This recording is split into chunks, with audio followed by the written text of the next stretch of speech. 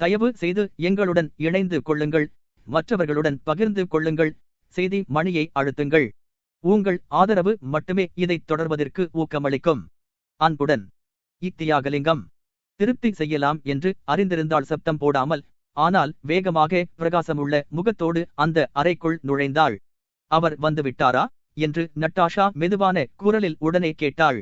அந்த தூங்கிக் கொண்டிருக்கும் குழந்தை விழித்து விடக்கூடாதே என்பதற்காக அவள் அசையாமல் அப்படியே இருந்தாள். அவர் வந்துவிட்டார் திருமதியே என்று அந்த தாதி மெதுவாய் கூறினாள். நட்டாஷாவின் முகம் சிவந்தது. அவளுடைய காலடிகள் அவளை அறியாமலேயே அசைந்தன. ஆனால் அவளால் குதித்து எழுந்திருக்கவோ வெளியே ஓடவோ முடியவில்லை. அந்த குழந்தை மீண்டும் தனது கண்களை திறந்து அவளை பார்த்தது. நீ இங்கேயா இருக்கிறாய் என்று அது சொல்வது போல தோன்றியது. மீண்டும் அந்த குழந்தை தனது உதடுகளை நக்கிக் கொண்டிருந்தது. மெதுவாக அந்த குழந்தையை தனது மார்பில் இருந்து எடுத்த பின்பு நட்டாஷா அதை சிறிது தாலாட்டி தாதியிடம் கொடுத்தாள். அதன் பின்னால் வேகமாக வாசலை நோக்கி போனாள். ஆனால் அந்த வாசலில் அவளுடைய மனதை ஏதோ உறுத்துவதாக தோன்றி அவள் நின்றாள். அதாவது தன்னுடைய மகிழ்ச்சியில் தன்னுடைய குழந்தையை சீக்கிரமாக விட்டு வந்துவிட்டதைப் போல அவளுக்கு தோன்றியது. அவள் சுற்றிலும் பார்த்தாள். அந்த தாதி தன்னுடைய உயர்த்திய கைகளில் அந்த குழந்தையை வைத்துக்கொண்டு அதை கட்டிலில் போடுவதற்காக தயாரானாள். திருமதியே, நீ போகலாம். நீ கவலைப்படாதே, நீ போ என்று அவள் மெதுவான குரலில் சொன்னாள். ஒரு தாதிக்கும் அவளுடைய எஜமானிக்கும் ஏற்படக்கூடிய அந்நியோன்னியத்தோடு அவள் பேசினாள். நட்டாஷா மிருதுவாக காலடிகளை எடுத்து வைத்து முன் அறைக்கு ஓடினாள். தெரேசா தமது சுங்கானோடு படிக்கும் அறையிலிருந்து நடன அறைக்கு வந்தார். இப்போதுதான் முதல் தடவையாக பழைய நட்டாஷாவை அவர் பார்த்தார். பிரகாசமான மகிழ்ச்சியான ஒளி அவளுடைய அழகிய முகத்திலிருந்து வீசியது. அவர் வந்துவிட்டார் என்று அவள் ஓடிக்கொண்டே சொன்னாள். வீயரை பற்றி தெரேசாவுக்கு அதிகமாக சிரத்தை கிடையாது. என்றாலும் அவர் திரும்பி வந்ததைக் கண்டு தெரேசா மகிழ்ச்சி அடைத்தைப் போல உணர்ந்தாள். முன் அறையை அடைந்ததும் ரோம சட்டையோடு நின்று கொண்டிருந்த உயரமான ஒருவர் கழுத்து பட்டியை அவிழ்த்துக் கொண்டிருப்பதை நட்டாஷா பார்த்தாள். அவரேதான், உண்மையில் அவர்தான். அவர் வந்துவிட்டார் என்று அவள் தனக்குள் சொல்லிக்கொண்டு அவரிடம் ஓடினாள். அவரை அணைந்து கொண்டு அவருடைய தலையை தனது மார்பில் அழுத்தினாள். பின்னால் அவரை விலக்கி உறைபனியால் மூடப்பட்டிருந்த அவருடைய புஷ்டியான மகிழ்ச்சியான முகத்தை நோக்கினாள். ஆமாம், அவரேதான். சந்தோஷமாகவும் திருப்தியாகவும் இருக்கிறார். உடனே கடந்த 2 வாரங்களாக அவள் அனுபவித்த துன்பங்களையெல்லாம் நினைவு கூர்ந்தாள். அவள் முகத்தில் ஒளிர்விட்டு கொண்டிருந்த மகிழ்ச்சி உடனே மறைந்தது. அவள் முகம் சுளித்து கோபமான வார்த்தைகளையும் கண்டனங்களையும் மழை போல பீயர் மீது பொழிந்தாள். ஆமாம், உமக்கு எல்லாம் நன்றாய்த்தான் இருக்கும். நீர் மகிழ்ச்சியோடு இருக்கிறீர். உமக்கு நன்றாக நேரம் போயிற்று. ஆனால் என்னை பற்றி என்ன? குறைந்தது உமது குழந்தை களுக்காகவாவது நீர் கொஞ்சம் இரக்கம் காட்டியிருக்க வேண்டும். இங்கே நான் குழந்தைக்கு பால் கொடுத்து கொண்டிருக்கிறேன். எனது பால் வற்றி போயிற்று. பெட்டியாவின் உயிருக்கு ஆபத்தான நிலைமை ஏற்பட்டது. ஆனால் நீர் மகிழ்ச்சியாய் காலம் கழித்தீர். மகிழ்ச்சியாக. தம்மை குறை கூற முடியாது என்பதை வீயர் அறிவார். ஏனெனில் அதற்கு முன்பாக அவரால் வர முடியவில்லை. இந்த கோப வார்த்தைகள் எல்லாம் முறையற்றவை என்பதையும் 1-2 நிமிஷங்களில் மறைந்து விடுமென்பதையும் அவர் அறிவார். எல்லாவற்றிற்கும் மேலாக தாம் மகிழ்ச்சியோடும் களிப்போடும் இருப்பதையும் அவர் அறிவார். அவர் புன்முறுவல் காட்ட விரும்பினார். ஆனால் அம்மாதிரி செய்வதற்கு நினைக்கக்கூட அவர் துணியவில்லை. அவர் ஒரு இரக்கமான பீதியுற்ற தோற்றத்தோடு கீழே குனிந்தார். நான் உண்மையாக சொல்லுகிறேன். என்னால் முன்னாலேயே வர முடியவில்லை. இப்போது பெட்டியா எப்படியிருக்கிறான்? இப்போது சரியாய் இருக்கிறான். வாரும் போகலாம். நீர் செய்ததைக் கண்டு வெட்கம் அடையாமல் இருப்பதற்காக நான் ஆச்சரியமடைகிறேன். நீர் இல்லாமல் நான் எப்படி இருந்தேன், எம்மாதிரி கஷ்டப்பட்டேன் என்பதை மட்டும் உம்மால் பார்க்க முடிந்திருந்தால். இப்போது நீ சுகியமாய் இருக்கிறாய் அல்லவா? வாரும் வாரும் என்று அவள் சொல்லி அவருடைய கையை விடாமல் பற்றிக் கொண்டிருந்தாள். பின்னால் அவர்கள் இருவரும் அவர்களுடைய அறைகளுக்கு போனார்கள். நிக்கலசரும் அவருடைய மனைவியும் வீயரை பார்க்க வந்தபோது அவர் குழந்தைகளின் அறையில் தம்முடைய கடைசி குழந்தையை எடுத்து வைத்துக் கொண்டிருந்தார். அந்த குழந்தை இப்போது மீண்டும் விழித்து விட்டது. தம்முடைய வலது உள்ளங்கையால் அதை தாங்கி ஆட்டிக் கொண்டிருந்தார்.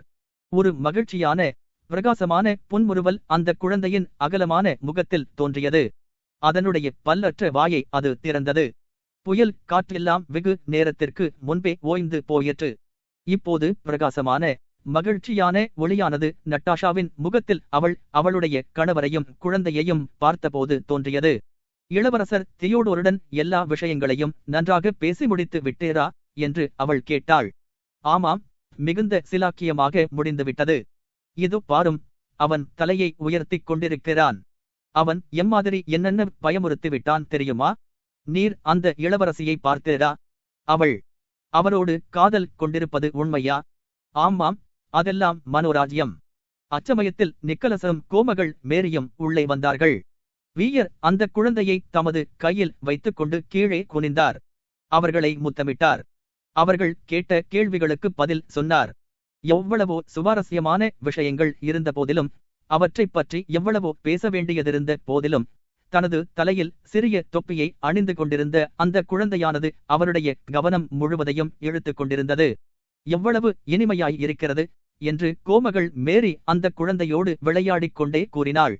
இதோ பாரும் நிக்கலஸ் என்று அவள் தனது கணவரை பார்த்து கூறினாள். இந்த இனிமையான அற்புதங்களின் கவர்ச்சியை நீர் எப்படி அறிய முடியாமல் இருக்கிறீர் என்பதை என்னால் அறிய முடியவில்லை. என்னால் முடியவும் முடியாது என்று நிக்கலஸ் அந்த குழந்தையை கனிவற்ற விதமாய் நோக்கி பதில் சொன்னார். இது ஒரு மாமிச பிண்டம். வாரும் போகலாம் வீயர். அப்படியிருந்த போதிலும் அவர் மிகுந்த அன்பு கொண்ட ஒரு தந்தையாக இருக்கிறார் என்று கோமகள் மேரி தனது கணவரை ஆதரிக்கும் விதத்தில் பேசினாள். குழந்தைகள் 1 வருஷத்துக்கு மேலான பின்புதான் அவருக்கு அம்மாதிரி அன்பு ஏற்படுகிறது. வீயர் குழந்தைகளை ரொம்ப சிலாக்கியமாக சிகிச்சை செய்து பார்த்துக் கொள்கிறார் என்று நட்டாஷா சொன்னாள்.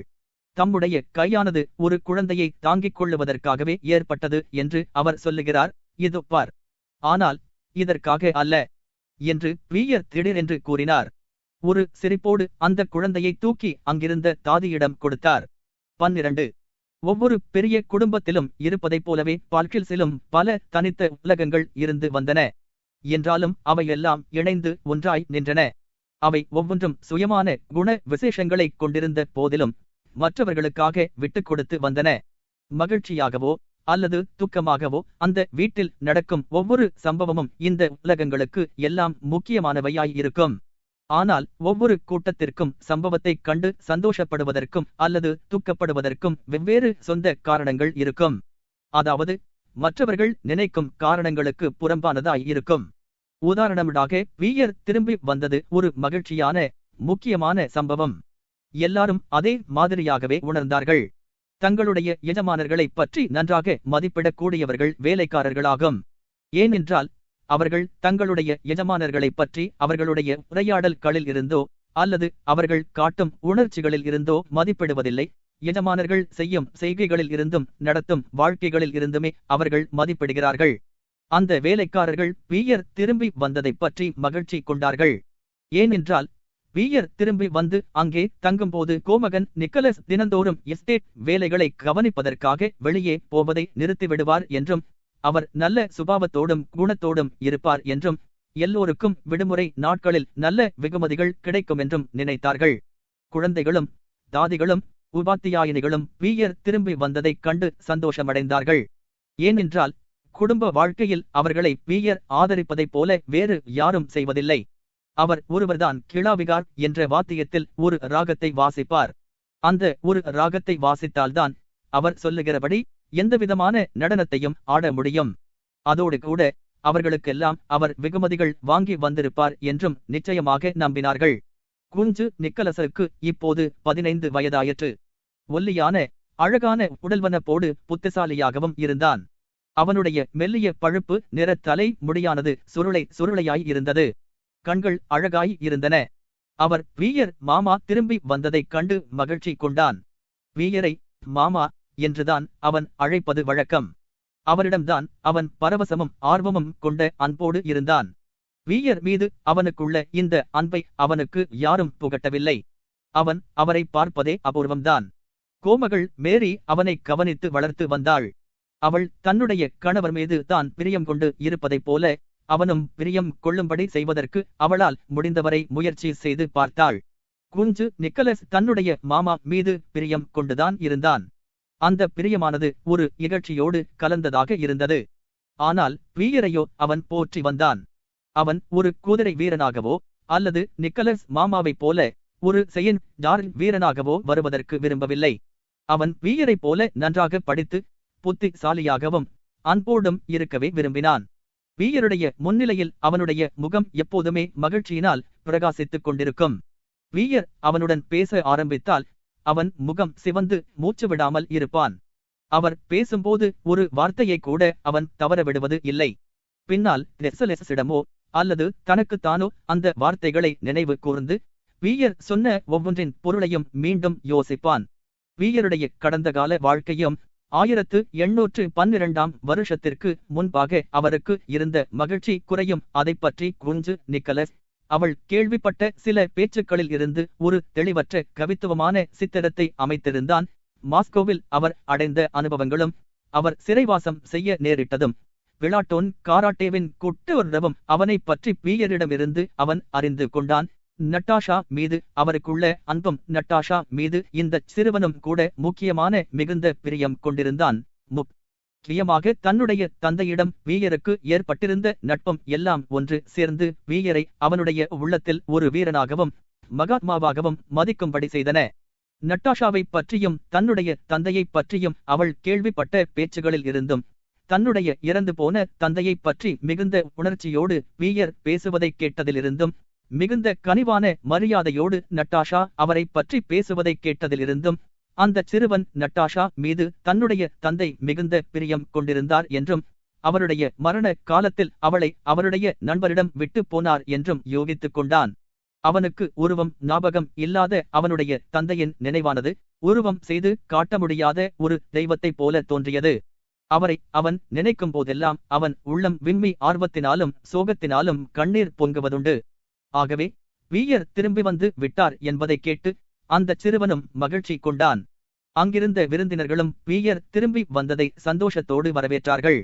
ஏனென்றால் அவர் எந்த கூட்டத்தில் இருக்கிறாரோ அந்த கூட்டம் ஒன்று சேர்ந்திருக்கும்படியும் உற்சாகமாய் இருக்கும் படியும் அவர் எப்பொழுதுமே செய்து வந்தார்.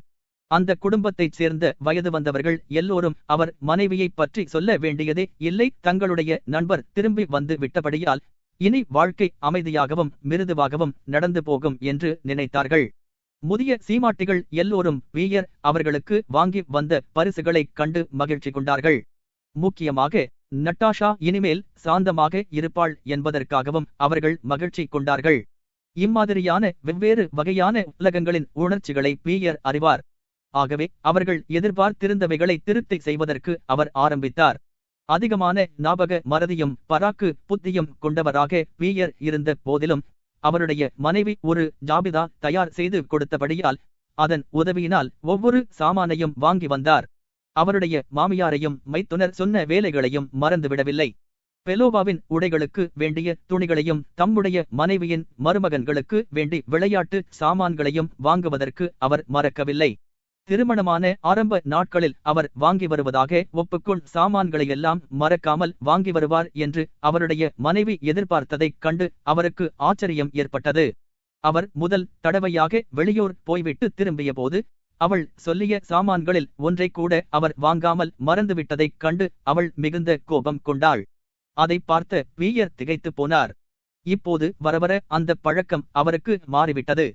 நட்டாஷா தனக்காக எதையும் கேட்கவில்லை, மற்றவர்களுக்காக தான் அவள் ஜாபிதாவை தயார் செய்தாள். அதுவும் அவர் அவளை கேட்டுக்கொண்ட பின்புதான் தயார் செய்தாள். இப்போது வீட்டில் உள்ள ஒவ்வொருவருக்கும் ஒரு பரிசு வீதம் வாங்கி வந்து ஒன்றையும் மறக்காமல் கொண்டு வந்ததைக் கண்டு அவருக்கு ஒரு குழந்தையைப் போன்ற மகிழ்ச்சி ஏற்பட்டது. இச்சமயம் அவரை நட்டாஷா கண்டித்தாள் என்றால் அது நேரெதிரான விஷயமாகும். அதாவது அதிகமான பரிசுகளையும் விலையுயர்ந்த சாமான்களையும் அவர் வாங்கி வந்ததற்காகவே அவள் கண்டித்தாள். மற்றவர்கள் அவளிடம் காண்கிற குறைகளை வீயர் குணங்களாக கொண்டார். அந்த குறைகள் என்னவென்றால் அவள் தன்னை பற்றி கவனிக்காமல் இருந்ததோடு இப்போது செலவிலும் ஜத்தனம் செய்ய ஆரம்பித்ததாகும். ஒரு குடும்பஸ்தராக வீயர் வாழ்க்கையை நடத்த ஆரம்பித்த காலத்தில் அவருக்கு ஏற்பட்டு வந்த ஏராளமான செலவை இப்போது அவள் பாதியாக குறைத்துவிட்டதைக் கண்டு அவர் ஆச்சரியமடைந்தார். அவருடைய முதல் மனைவி ஏற்படுத்தி வைத்துவிட்டு போன கடன்களால்தான் அவருடைய செல்வ நிலை குழப்பம் அடைந்திருந்தது. இப்போது அது மிகுந்த அபிவிருத்தி அடைய ஆரம்பித்து விட்டது. சிக்கனமாக செலவு செய்து வந்தபடியால் வாழ்க்கை செலவு வெகு தூரம் குறைந்து போய்விட்டது. அபரிமிதமாக செலவாகக்கூடிய சுகானுபவங்களையோ அடிக்கடி மாற்றிக் கொள்ளக்கூடிய வாழ்க்கையையோ அவர் இப்பொழுது மேற்கொள்ளுவது இல்லை. அம்மாதிரி வாழ்க்கையை அவர் விரும்பவும் இல்லை. இப்போது அமைந்துள்ள வாழ்க்கை முறையானது அவருடைய மரண காலம் வரையில் மாறாதென்றும் அதை மாற்றுவதற்கு அவரிடம் சக்தியில்லை என்றும் அவர் நினைத்தார். ஆகவே அம்மாதிரி வாழ்க்கையினால் சிக்கனம் ஏற்பட்டது. ஒரு மகிழ்ச்சியான புன்னகை தோற்றத்தோடு பீயர் தாம் வாங்கி வந்தவைகளை பரப்பி வைத்துக் கொண்டிருந்தார். நீ இதைப் பற்றி என்ன நினைக்கிறாய் என்று அவர் கூறி ஒரு கடைக்காரனைப் போல ஒரு துணி மடிப்பை விரித்து காட்டினார். அவருக்கு எதிராக நட்டாஷா தனது மடியில் மூத்த பெண்ணை வைத்துக் கொண்டிருந்தாள். அவள் திடீரென்று ஜொலிக்கும் கண்களோடு அவளுக்கு காட்டிய துணியை பார்த்தாள். இந்த துணி பெலோவாவிற்கா? மிகுந்த சிலாக்கியமானது என்று அவள் சொல்லிவிட்டு அதை தொட்டு பார்த்தாள். இந்த துணி ஒரு கெஜத்திற்கு 1 ரூபிள் இருக்கும் என்று நான் நினைக்கிறேன். பீயர் அதன் விலையை அவளுக்குச் சொன்னார். ரொம்ப விலை உயர்ந்தது என்று நட்டாஷா கூறினாள். குழந்தைகள் எல்லாம், அம்மாவும் கூட இதைக் கண்டு எவ்வளவு சந்தோஷம் அடைவார்கள் தெரியுமா? எனக்கு நீர் இதை வாங்கி வந்திருக்க வேண்டியதில்லை என்று சொல்லிவிட்டு முத்துக்கள் பதித்து ஒரு தங்கச் சீப்பை அவள் பெரும் மகிழ்ச்சியோடு பார்த்து தனது புன்னகையை அடக்க முடியாமல் காட்டினாள். அந்த சீப்புதான் அப்போது மோஸ்தராக இருந்தது. அதை வாங்கும்படி அடலி என்னை வற்புறுத்திக் கொண்டிருந்தாள். அதை வாங்கும்படி மீண்டும் மீண்டும் அவள் சொல்லிக் கொண்டே இருந்தாள் என்று பீயர் சொன்னார். நான் இதை எப்போது அணிந்து கொள்ள வேண்டும் என்று நட்டாஷா கேட்டுக்கொண்டே அந்த சீப்பை தன்னுடைய தலைமுடிச் சுருளில் செருகினாள். நான் குஞ்சு மாஷாவை உயர் வட்டாரத்தில் அறிமுகம் செய்யும் போது இதை அணிந்து கொள்ளுவதா? ஒரு வேளை அச்சமயம் இந்த சீப்பு மீண்டும் புது மோஸ்தராக விளங்கலாம். நல்லது, நாம் இப்போது போவோம். அந்த பரிசுகளை எடுத்துக்கொண்டு முதலாவதாக குழந்தைகள் இருக்கும் இடத்திற்கு போனார்கள். அதன் பின்னால் முதிய கோமகளின் அறைகளுக்கு போனார்கள். அந்த கோமகள் தனது சிநேகிதையான பெலோவாவுடன் பேஷன்ஸ் என்ற விளையாட்டை வழக்கம் போல விளையாடிக் கொண்டிருந்தாள். அச்சமயம் பீயரும் நட்டாஷாவும் அந்த வரவேற்பு அறைக்கு பரிசு மூட்டைகளை கைகளில் எடுத்துக் கொண்டு வந்தார்கள். கோமகளுக்கு இப்போது 60 வயதுக்கு மேலாகிவிட்டது. அவளுடைய தலைமுடி முழுவதும் நரைத்துவிட்டது. சுற்றிலும் ஜாலர் வேலை செய்த ஒரு குல்லாயை தலையில் அணிந்திருந்தாள். அவளுடைய முகம் சுருங்கியிருந்தது. அவளுடைய மேல் உதடு உள்ளே அமுங்கியிருந்தது. அவளுடைய கண்கள் மங்கலாய் விட்டன. அவளுடைய குமாரனும் கணவரும் தொடர்ச்சியாக இறந்து போனதற்கு பின்பு அவள் இந்த உலகத்திலேயே எல்லோராலும் மறக்கப்பட்டவள் போலவும், இந்த உலகத்தில் எந்தவிதமான நோக்கமோ கருத்தோ கொண்டிராத வாழ்க்கையை நடத்தி வருகிறவள் போலவும் உணர ஆரம்பித்தாள். அவள் உண்டு குடித்து உறங்கி வந்தாலும் அல்லது விழித்துக் கொண்டிருந்தாலும் அவள் வாழ்ந்து வருவதாக சொல்வதற்கில்லை. ஏனெனில் வாழ்க்கையில் புதிய சுவாரஸ்யம் எதுவும் அவளுக்கு ஏற்படவில்லை. வாழ்க்கையில் இருந்து அவள் எதையும் எதிர்பார்க்கவில்லை. அமைதி ஒன்றையே அவள் விரும்பினாள். அந்த அமைதியை மரணம் ஒன்றே அவளுக்கு கொடுக்க முடியும். ஆகவே அந்த மரணம் வரையில் அவள் வாழ்ந்துதான் தீர வேண்டும். அதாவது தன்னுடைய சக்தியை உபயோகித்து அவள் வாழ்ந்தாக வேண்டும். மிகச் சிறிய குழந்தைகளிடமும் மிகவும் வயதான மனிதர்களிடமும் காணப்படக்கூடிய ஒரு விசேஷமான அம்சத்தை அவளிடம் இப்போது காணலாம். அதாவது அவளுடைய வாழ்க்கைக்கு எந்தவிதமான வெளிப்படையான நோக்கமும் கிடையாது. ஆனால் அவள் தான் செய்ய வேண்டிய கடமைகளை செய்தாக வேண்டும். அவள் சாப்பிட்டாக வேண்டும், தூங்கியாக வேண்டும், பேசியாக வேண்டும், வேலை செய்தாக வேண்டும், கோபத்தை காட்டியாக வேண்டும். இம்மாதிரியாக அவன் செய்ய வேண்டியிருந்தது. ஏனென்றால் அவளுக்கு ஒரு வயிறு இருந்தது. மூளை, நரம்புகள், தசைகள், ஈரல்கள் இருந்தன. எந்தவிதமான வெளிக்கட்டாயத்திற்காகவும் இவைகளை செய்யவில்லை. அதாவது முற்றிலும் ஆரோக்கியமாகவும் உயிர் துடிப்போடும் இருக்கிறவர்கள் செய்கிற மாதிரி அவள் வெளிக்கட்டாயத்திற்காக இவைகளை செய்வதில்லை. தன்னுடைய நாக்கிற்கும் சுவாசப்பைகளுக்கும் வேலை கொடுக்க வேண்டும் என்பதற்காகவே அவள் பேசி வந்தாள். மூக்கில் உள்ள அடைப்பை நீக்குவதற்காகவே அவள் அழுது வந்தாள். பூரண ஆரோக்கியத்தோடு இருக்கும் மக்களுக்கு ஒரு நோக்கமாக தோன்றி வரும் காரியங்கள் அவளுக்கு வெறும் சால்ஜாப்பாக தோன்றின. இம்மாதிரியாக காலை வேளையிலவள் முதல் நாளன்று பலமாக சாப்பிட்டிருந்தாலவள் கோபமாக இருப்பதுண்டு. பெலோவாவுக்கு காது செவிடாய் இருந்தபடியால் அதை ஒரு சால்ஜாப்பாக வைத்துக் கொண்டு அவள் கோபப்படுவாள். அவள் பெலோவாவிடம் மெதுவான குரலில் அந்த அறையின் மற்றொரு பக்கத்தில் இருந்து ஏதாவது சொல்லுவாள். இன்று காலநிலை வெதுப்பாக இருக்கிறது அல்லவா எனது அன்பே என்று அவள் மெதுவாக முனங்குவாள். ஆனால் பெலோவா, ஆமாம், அவர்கள் வந்து விட்டார்கள் என்று சொல்லுவாள். உடனே கோமகள் கோபமாக, கடவுளே, இவள் எவ்வளவு முட்டாளாகவும் எவ்வளவு செவிடாகவும் இருக்கிறாள் என்று முனங்குவாள். மற்றொரு சால்ஜாப் அவளுடைய நாசிப்புடியாக இருக்கும். சில சமயங்களில் அது ரொம்பவும் காய்ந்து போய் இருக்கும். சில சமயங்களில் ரொம்ப ஈரமாய் இருக்கும், அல்லது அது அவ்வளவு மென்மையாக இருக்காது. இந்த மாதிரி காரணங்களால் அவள் கோபம் அடைந்த பின்பு அவளுடைய முகமானது மஞ்சள் நிறமாக மாறும். அவளுடைய தோழிகள் இந்த அடையாளங்களில் இருந்து அவளுடைய மனநிலையை அறிந்து கொள்ளுவார்கள். அதாவது பெலோவா என்போது செவிடாக இருப்பாள், எப்போது அந்த நாசிப்புடி ஈரமாய் இருக்கும், எப்போது கோமகளின் முகம் மஞ்சளாக மாறும் என்பதை அவர்கள் அறிவார்கள். அவளுடைய ஈரலுக்கு வேலை கொடுக்க வேண்டியது எவ்வளவு அவசியமாய் இருந்ததோ அதே மாதிரி அவளுடைய மூளைக்கும் வேலை கொடுக்க வேண்டியது அவசியமாய் இருந்தது. அந்த மூளை இன்னமும் வேலை செய்து கொண்டிருந்த படியால் அதற்கு வேலை கொடுப்பதற்காக அவள் சில சமயங்களில் சிந்தனை செய்வாள். அம்மாதிரி சிந்தனை செய்வதற்கு பேஷன்ஸ் என்ற சீட்டு விளையாட்டு ஒரு சால்ஜாப்பாய் இருந்தது. அவள் அழுவதற்கு விரும்பும் போது காலஞ்சென்ற கோமகன் ஒரு சால்ஜாப்பாய் இருப்பார். அவள் பரபரப்படைய விரும்பும் போது நிக்கலஸை பற்றியும் அவளுடைய ஆரோக்கியத்தை பற்றியும் சால்ஜாப்பாக கொள்ளுவாள். துவேஷமாக பேசுவதற்கு அவள் விரும்பும் போது கோமகள் மேரியை சால்ஜாப்பாக்குவாள். அவளுடைய குரலுக்கு வேலை கொடுக்க அவள் விரும்பும் போது வழக்கமாக மாலை 7 மணிக்கு டின்னர் சாப்பிட்ட பின்பு ஓய்வு கொண்டிருக்கும் நேரத்தில் அந்த வேலையை அவள் செய்வாள். அதாவது பழைய கதைகளை திரும்ப திரும்ப முன்னால் சொன்னவர்களுக்கு சொல்லிக் கொண்டே இருப்பாள். அந்த முதிய சீமாட்டியின் நிலைமையை அந்த வீட்டில் உள்ளவர்கள் எல்லாரும் அறிவார்கள். ஆனால் ஒருவரும் அதை பற்றி பேசுவதில்லை. எல்லாருமே அவளுக்கு திருப்தி ஏற்படும் விதத்தில் சாத்தியமானவைகளை எல்லாம் செய்து வந்தார்கள். அவளுடைய நிலைமையை அறிந்தவர்கள் போல எப்பொழுதாவது ஒரு சோகமான புன்சிரிப்போடு நிக்கலஸும் பீயரும் நட்டாஷாவும் கோமகள் மேரியும் கண்ணடித்துக் கொள்ளுவார்கள். அந்த கண்ணடிப்புகள் வேறு சில விஷயங்களையும் கூறுவது போல இருக்கும்.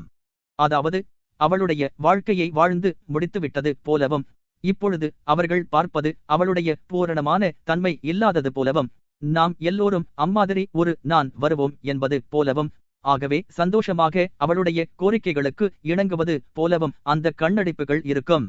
அதோடு ஒரு காலத்தில் மிகுந்த அருமையாக விளங்கிய அந்த கோமகளுக்கு தங்களைப் போலவே பூரண உயிர்த்துடிப்போடு விளங்கிய அவளுக்கு தாங்கள் பரிவு காட்டி இரக்கம் கொள்ள வேண்டும் என்பது போல அந்த கண்ணடிப்புகள் இருக்கும். நெஞ்சில் ஈரமில்லாதவர்களும் அறிவில்லாதவர்களும் சிறு குழந்தைகளும் தான் இதை அறிந்து கொள்ள முடியாமல் அவளை தவிர்த்து வந்தார்கள். 13. வீயரும் அவருடைய மனைவியும் அறைக்குள் நுழைந்த போது முதிய கோமகள் வழக்கமாக உள்ள ஒரு வேலையில் ஈடுபட்டிருந்தாள். அதாவது மனதிற்கு வேலை கொடுக்க வேண்டும் என்ற காலத்திலெல்லாம் பிஷன்ஸ் சீட்டு விளையாட்டை அவள் விளையாடுவதுண்டு.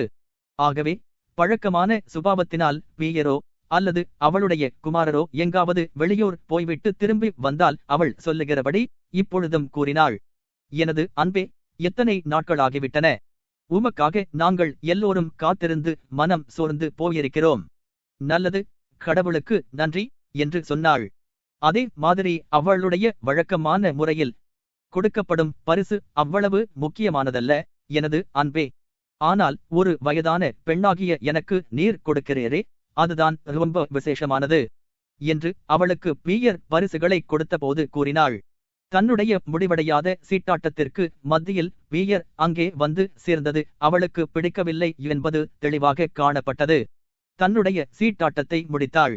அதன் பின்னால்தான் தனக்கு கொடுக்கப்பட்ட பரிசுகளை அவள் பார்த்தாள். அந்த பரிசுகளில் மிகச்சிறந்த வேலைப்பாடுள்ள சீட்டுப்பெட்டி ஒன்று இருந்தது. பிரகாசமான நீல நிறங்கொண்ட சேவர் தேநீர் கோப்பை இருந்தது. அந்த கோப்பையில் ஒரு இடைச்சியின் உருவம் வரையப்பட்டிருந்தது. அந்த கோப்பைக்கு ஒரு மூடியும் இருந்தது. ஒரு தங்க மூக்குப்பொடி தப்பியும் அந்த பரிசுகளில் இருந்தது. அந்த தப்பியின் மூடியில் கோமகனின் உருவம் வரையப்பட்டிருந்தது. பீட்டர்ஸ்பர்க்கில் அந்த உருவத்தை வரைவதற்கு பியர் ஏற்பாடு செய்தார். அம்மாதிரியான ஒரு தப்பி வேண்டுமென்று அவள் வெகுகாலமாக ஆசை கொண்டிருந்தாள். ஆனால் அச்சமயத்தில் அழுவதற்கு அவளுக்கு விருப்பமில்லை. ஆகவே அந்த படத்தை பராமமாக நோக்கிவிட்டு சீட்டு பெட்டியை உன்னிப்பாக கவனித்தாள். எனது அன்பே, உமக்கு வந்தனம். எனக்கு மகிழ்ச்சி ஏற்படும்படி நீர் செய்துவிட்டீர் என்று அவள் சொன்னாள். அவள் எப்பொழுதும் மாதிரியே சொல்லுவாள். எல்லாவற்றிற்கும் மேலாக நீர் திரும்ப வந்து சேர்ந்தீர். அதைவிடச் சிலாக்கியமான எதுவும் என்னால் காண முடியவில்லை. நீர் உமது மனைவியை கண்டிக்க வேண்டும். இங்கே அவளோடு எங்களால் இருக்கச் சகிக்கவில்லை. நீர் வெளியூர் போய்விட்டால் ஒரு பைத்தியக்கார பெண்ணைப் போல அவள் இருக்கிறாள். எதையும் அவளால் பார்க்க முடியவில்லை. இதையும் நினைவு கொள்ள முடிவதில்லை என்று அவள் தனது வழக்கமான வாக்கியங்களை திருப்பித் திருப்பிச் சொல்லிக் கொண்டிருந்தாள். இதோ பார், அண்ணா தீமாவேனா என்று தன்னுடைய சிநேகிதியை பார்த்துச் சொன்னாள். எப்பேற்பட்ட சீட்டு பெட்டியை எனது குமாரர் எனக்கு கொண்டு வந்திருக்கிறார் என்பதை இதோ பார். வெகுமதிகளை பார்த்து பெலோவா புகழ்ந்தாள். தனக்கு கிடைத்த துணிகளைக் கண்டு மகிழ்ச்சியடைந்தாள். வீயரும் நட்டாஷாவும் நிக்கலசரும் கோமகள் மேரியும் தெரேசாவும் ரொம்ப பேச வேண்டுமென்று விரும்பிய போதிலும் முதிய கோமகள் முன்பாக அவர்களால் பேச முடியவில்லை. அவளிடம் மறைப்பதற்கு அவர்கள் விரும்பாவிட்டாலும் அவள் கால நடப்பிற்கு வெகுகாலம் பின்தங்கியவளாக இருந்தபடியால் அவள் முன்பு ஏதாவது பேச ஆரம்பித்தால் பொருத்தமில்லாத அவளுடைய கேள்விகளுக்கு பதில் சொல்ல வேண்டியிருக்கும். எத்தனையோ தடவைகளில் அவளிடம் சொல்லியவற்றை திரும்ப திரும்ப சொல்ல வேண்டியதிருக்கும். அதாவது, இன்னின்னார் மரணமடைந்து விட்டதாகவோ இன்னின்னார் திருமணம் செய்து கொண்டதாகவோ அவளிடம் சொல்லியிருந்தால் அதை அவளால் நினைவில் வைத்துக் கொள்ள முடிவதில்லை. என்றாலும் பழக்க தோஷத்தினால் அந்த வரவேற்பு அறையில் சாமுவாரைச் சுற்றி கூடி தேநீர் பருகுவதற்காக அமர்ந்தார்கள். இளவரசர் வாசைலைக்கு வயது ரொம்ப அதிகமாகிவிட்டதா? கோமகள் மேரி அலட்சிவ்னா வாழ்த்துக்களை அனுப்பினாளா? இன்னமும் தங்களைப் பற்றி அவள் நினைத்து கொண்டிருக்கிறாளா என்ற மாதிரி ஒருவருக்கும் சிரத்தையில்லாத, தனக்கு கூட சிரத்தை இல்லாத அவளுடைய கேள்விகளுக்கு வீயர் பதில் சொல்லி வந்தார். யாருக்கும் சிரத்தை இல்லாத, ஆனால் தவிர்க்க முடியாத இம்மாதிரியான உரையாடல்கள் அந்த தேநீர் பருகும் காலம் முழுவதும் நடந்து கொண்டிருந்தன. குடும்பத்தில் உள்ள வயது வந்தவர்கள் எல்லாரும் அந்த தேநீர் மேஜையைச் சுற்றி அமர்ந்திருந்தார்கள். அந்த மேஜையின் தலைப்பில் சோனியா உட்கார்ந்திருந்தாள். சாமோவாரும் அங்கு வைக்கப்பட்டிருந்தது. குழந்தைகள் தங்களுடைய வாத்தியார்களுடனும் உபாத்தியாயினிகளுடனும் பக்கத்து அறையில் அமர்ந்து தேநீர் பருகிக் கொண்டிருந்தார்கள். அவர்களுடைய கூறல்கள் அங்கிருந்து கேட்டுக் கொண்டிருந்தன. தேநீர் பருகுவதற்கு ஒவ்வொருவரும் தங்களுக்கு பழக்கமான இடங்களில் அமர்ந்தார்கள். அடுப்பிற்கு பக்கத்தில் ஒரு சிறிய மேஜைக்கு முன்பாக நிக்கலஸ் அமர்ந்திருந்தார். அவரிடம் ஒரு கோப்பை தேநீரை கொண்டு வந்து கொடுத்தார்கள். பார்ஜாய் நாயான வயதான சாம்பல் வர்ணம் கொண்ட மைல்கா அமைதியான சாம்பல் வர்ண முகத்தோடும் முன்பைவிட இப்பொழுது பிரதானமாய் காணப்பட்ட அதனுடைய பெரிய கருப்பு கண்களோடும் அவருக்கு பக்கத்தில் இருந்த ஒரு நாற்காலியில் படுத்திருந்தது.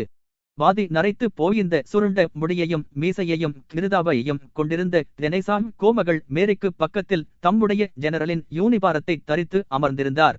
வீயர் தமது மனைவிக்கும் முதிய கோமகளுக்கும் மத்தியில் அமர்ந்திருந்தார். முதிய சீமாட்டிக்கு புரியக்கூடிய விஷயங்களையோ அல்லது இவற்றில் அவளுக்கு சிரத்தையுண்டு என்று வீயர் நினைத்த விஷயங்களையோ பற்றி அவர் பேசிக் கொண்டிருந்தார். சமூக விஷயங்களைப் பற்றி அவர் அவளுக்குச் சொன்னார். அவளுடைய வாலிப காலத்தில் அவளுக்கு நண்பர்களாய் இருந்து பிரபலமாய் விளங்கிய கோஷ்டியைச் சேர்ந்தவர்கள் இன்று உலகத்தின் நாலா பக்கங்களிலும் சிதறிக் கிடக்கிறார்கள். அவர்களும் அவளைப் போலவே தங்களுடைய முதிய காலத்தை கழித்து வருகிறார்கள். என்றாலும் அவளுடைய வாலிப காலத்தைச் சேர்ந்த நண்பர்கள்தான் உண்மையான உயர் வட்டாரத்தைச் சேர்ந்தவர்கள் என்று கோமகள் நினைத்தாள். வீயருக்கு ஏற்பட்ட பரபரப்பைக் கண்டு அவர் போன பிரயாணம் மிகுந்த சுவாரஸ்யமானது என்றும் அதைப் பற்றி அவர் ஏராளமாக சொல்ல வேண்டியது இருக்கும் என்றும், ஆனால் முதிய கோமகளுக்கு முன்னால் அவர் சொல்ல மாட்டார் என்றும் நட்டாஷா நினைத்தாள். அந்த குடும்பத்தைச் சேர்ந்தவராக தெரேசா இல்லாதபடியால் வீயர் காட்டும் முன் ஜாக்கிரதையை அவரால் புரிந்து கொள்ள முடியவில்லை. ஆகவே பீட்டர்ஸ்பர்க்கில் நடந்து கொண்டிருப்பவைகளை அறிய வேண்டும் என்ற ஆசை கொண்டிருந்தபடியால் வீயரிடம் கேள்விகள் கேட்டார். சிமியோனாம் பட்டாளத்தில் என்ன நடந்தது என்பதையும் ஆராய்ச்சியை பற்றியும் பைபிள் சங்கத்தை பற்றியும் கேள்விகள் கேட்டார். ஒன்றிரண்டு தடவைகளில் தம்மை மறந்து வீயர் இவைகளை பற்றி பேச ஆரம்பித்தார். ஆனால் நிக்கலசரும் நட்டாஷாவும் அந்த பேச்சில் இருந்து அவரை மாற்றி இளவரசர் ஐவானுடையவும் கோமகள் அலட்சிவ்னாவுடையவும் தேக சுக்கியத்தை பற்றி பேச வைத்தார்கள். நல்லது, இந்த அசட்டுத்தனங்கள் எல்லாம் காஷ்ணரும் தாட்டாரி நாவாவும் என்று தெரேசா கேட்டார். உண்மையாகவே இன்னமும் அது நடந்து கொண்டிருக்கிறதா? நடந்து கொண்டிருக்கிறதா என்றா கேட்கிறீர் என்று வீயர் கூறினார். ஏன், முன்னைவிட அதிகமாகவே நடந்து கொண்டிருக்கிறது. பைபிள் சங்கம்தான் இப்பொழுது முழுவதும் அரசாங்கமாய் இருக்கிறது. எனது அன்பான நண்பரே, அது என்ன விஷயம் என்று கோமகள் கேட்டாள். அவள் தேநீரை குடித்து முடிந்துவிட்ட படியால் அவருடைய உணவிற்கு பின்னால் கோபம் கொள்ளுவதற்கு ஏதாவது ஒரு சால்ஜாப் வேண்டியிருந்தது. அரசாங்கத்தை பற்றி நீங்கள் என்ன பேசிக் கொண்டிருக்கிறீர்கள்? என்னால் புரிந்து கொள்ள முடியவில்லை. நல்லது அம்மா, உனக்கு தெரியும் என்று தம்முடைய தாயாருக்கு அவளுடைய மொழியில் எம்மாதிரி சொல்ல வேண்டும் என்பதை அறிந்த நிக்கலஸ் இடைமறித்து பேசினார். இளவரசர் அலெக்சாண்டர் காலேக்ஷின் என்பவர் ஒரு சங்கத்தை ஸ்தாபித்திருக்கிறார். அதனால் அவருக்கு ஏராளமாக செல்வாக்கு ஏற்பட்டிருக்கிறதென்று அவர்கள் சொல்லுகிறார்கள். ஆராய்ச்சியும் காலேக்ஷினும் என்று ஞாபக மறதியாக பீயர் பேச ஆரம்பித்தார். அவர்கள்தான் இப்பொழுது முழுவதிலும் அரசாங்கமாய் இருக்கிறார்கள். எப்பேற்பட்ட அரசாங்கம்! ஒவ்வொன்றிலும் அரசாங்க துரோகத்தையே அவர்கள் காண்கிறார்கள். ஒவ்வொன்றைப் பற்றியும் அவர்கள் பீதி கொள்ளுகிறார்கள். நல்லது, இளவரசர் அலெக்சாண்டரை எப்படி குறை கூற முடியும்? அவர் மிகுந்த மதிப்பு வாய்ந்த மனிதர். மேரி அண்டோம்னாவின் வீட்டில் நான் பல தடவை அவரை சந்தித்ததுண்டு என்று கோமகள் ஒரு வருத்தமான குரலில் கூறினாள். அவர்கள் எல்லாரும் முனமாய் இருக்கவே அவளுடைய வருத்தம் இன்னும் அதிகமாயிற்று. மேலும் அவள் சொன்னாள், இந்த காலத்தில் ஒவ்வொருவர் மீதும் குற்றம் குண்டு பிடிக்கிறார்கள். ஒரு பைபிளின் சங்கம். நல்லது, அதில் என்ன தவறு இருக்கிறது என்று சொல்லிவிட்டு அவள் எழுந்தாள். ஒவ்வொருவரும் எழுந்தார்கள். அவள் மிகுந்த கடுமையான தோற்றத்தோடு வரவேற்பு அறையில் உள்ள தன்னுடைய மேஜைக்கு மீண்டும் திரும்பினாள். அதன் பின்னால் ஏற்பட்ட வியாகுலமான மிளனமானது அடுத்த அறையிலிருந்து வந்து கொண்டிருந்த குழந்தைகளின் குரலினாலும் சிரிப்பினாலும் கலைந்தது. ஏதோ ஒரு தமாஷான பரபரப்பு அங்கே ஏற்பட்டதென்று தோன்றியது. முடிந்துவிட்டது, முடிந்துவிட்டது என்று குஞ்சு நட்டாஷாவின் மகிழ்ச்சியான கூச்சல் எல்லாவற்றிற்கும் மேலாக கேட்டது. கோமகள் மேரியையும் நிக்கலஸையும் பீயர் நோக்கி சந்தோஷமாக புன் முறுவல் கொண்டார். அது ஒரு மகிழ்ச்சியான சங்கீதம் என்று அவர் சொன்னார். அப்படியானால் அன்னா மக்காராவ்னா தன்னுடைய காலுரை வேலையை முடித்துவிட்டாள் என்று தோன்றுகிறது என கோமகள் மேரி கூறினாள். ஓ, நான் போய் பார்க்கப் போகிறேன் என்று பீயர் சொல்லி துள்ளி எழுந்தார். உனக்கு தெரியும் என்று அவர் வாசலுக்கு பக்கத்தில் நின்று சொன்னார். நான் அந்த சங்கீதத்தில் விசேஷமாக என் பிரியம் கொண்டிருக்கிறேன் என்பது உனக்கு தெரியுமல்லவா?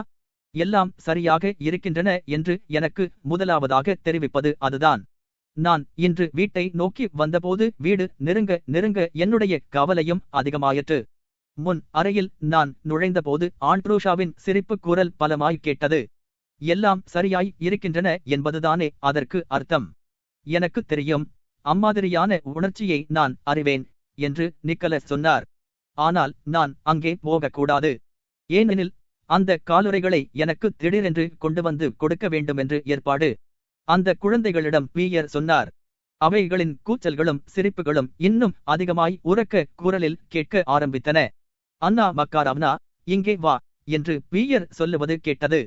நான் உத்தரவு கொடுத்தும் உடனேயே நீ அறையின் மத்திக்கு வரவேண்டும். 1, 2 என்று நான் சொல்லிய 3 என்று சொல்லும்போது நீ வரவேண்டும். நீ இங்கேயே நில்லு. உன்னை நான் எனது கைகளில் எடுத்துக் கொள்ளுகிறேன். சரி, ஆரம்பிக்கலாம். 1, 2. இச்சமயம் பீயர் சிறிது நிறுத்தினார். அங்கே அடைமதி நிலவியது. 3 என்று அவர் கூச்சலிட்டபோது குழந்தைகளின் பரவசமான குரல்கள் அந்த அறையை நிரப்பின. 2, 2 என்று அவைகள் கூச்சலிட்டன. அப்படியானால் 2 காலுரைகள் என்று அர்த்தம். அன்னா மக்காராவ்னா அவளுக்கு மட்டும் தெரிந்த ஒரு இரகசிய முறையினால் ஒரே சமயத்தில் அதே ஊசியினால் 2 காலுரைகளை பின்னுவதுண்டு. அவை தயாரானவுடன் குழந்தைகளின் முன்னில் ரயில் வெற்றி பார்வையோடு அவள் ஒரு உரைக்குள்ளிருந்து மற்றொரு உரையை வெளியே எடுத்து காட்டுவாள். 14. இதற்கு பின்னால் நள்ளிரவு வணக்கம் சொல்வதற்காக குழந்தைகள் உள்ளே வந்தார்கள். அவர்கள் ஒவ்வொருவரையும் முத்தமிட்ட பின்பு உபாத்தியாயர்களும் உபாத்தியாயினிகளும் தலைகுனிந்து வணங்கிவிட்டு அந்த அறையை விட்டு வெளியே போனார்கள். குஞ்சு நிக்கலஸும் அவனுடைய வாத்தியாரும் மட்டும் அங்கே தங்கியிருந்தார்கள். தெர்சலெஸ் அந்த பையனிடம் கீழே வரும்படி மெதுவாக கூறினார். இல்லை, திருவாளர் தெர்சலெஸ், நான் இங்கே தங்கி இருப்பதற்கு என்னுடைய அத்தையிடம் கேட்கப் போகிறேன் என்று குஞ்சு நிக்கலஸ் பால்கோஸ்கி மெதுவான குரலில் சொன்னான். என்னுடைய அத்தையே, நான் இங்கே இருக்க வேண்டும் என்று அவன் தன்னுடைய அத்தையிடம் சென்று சொன்னான்.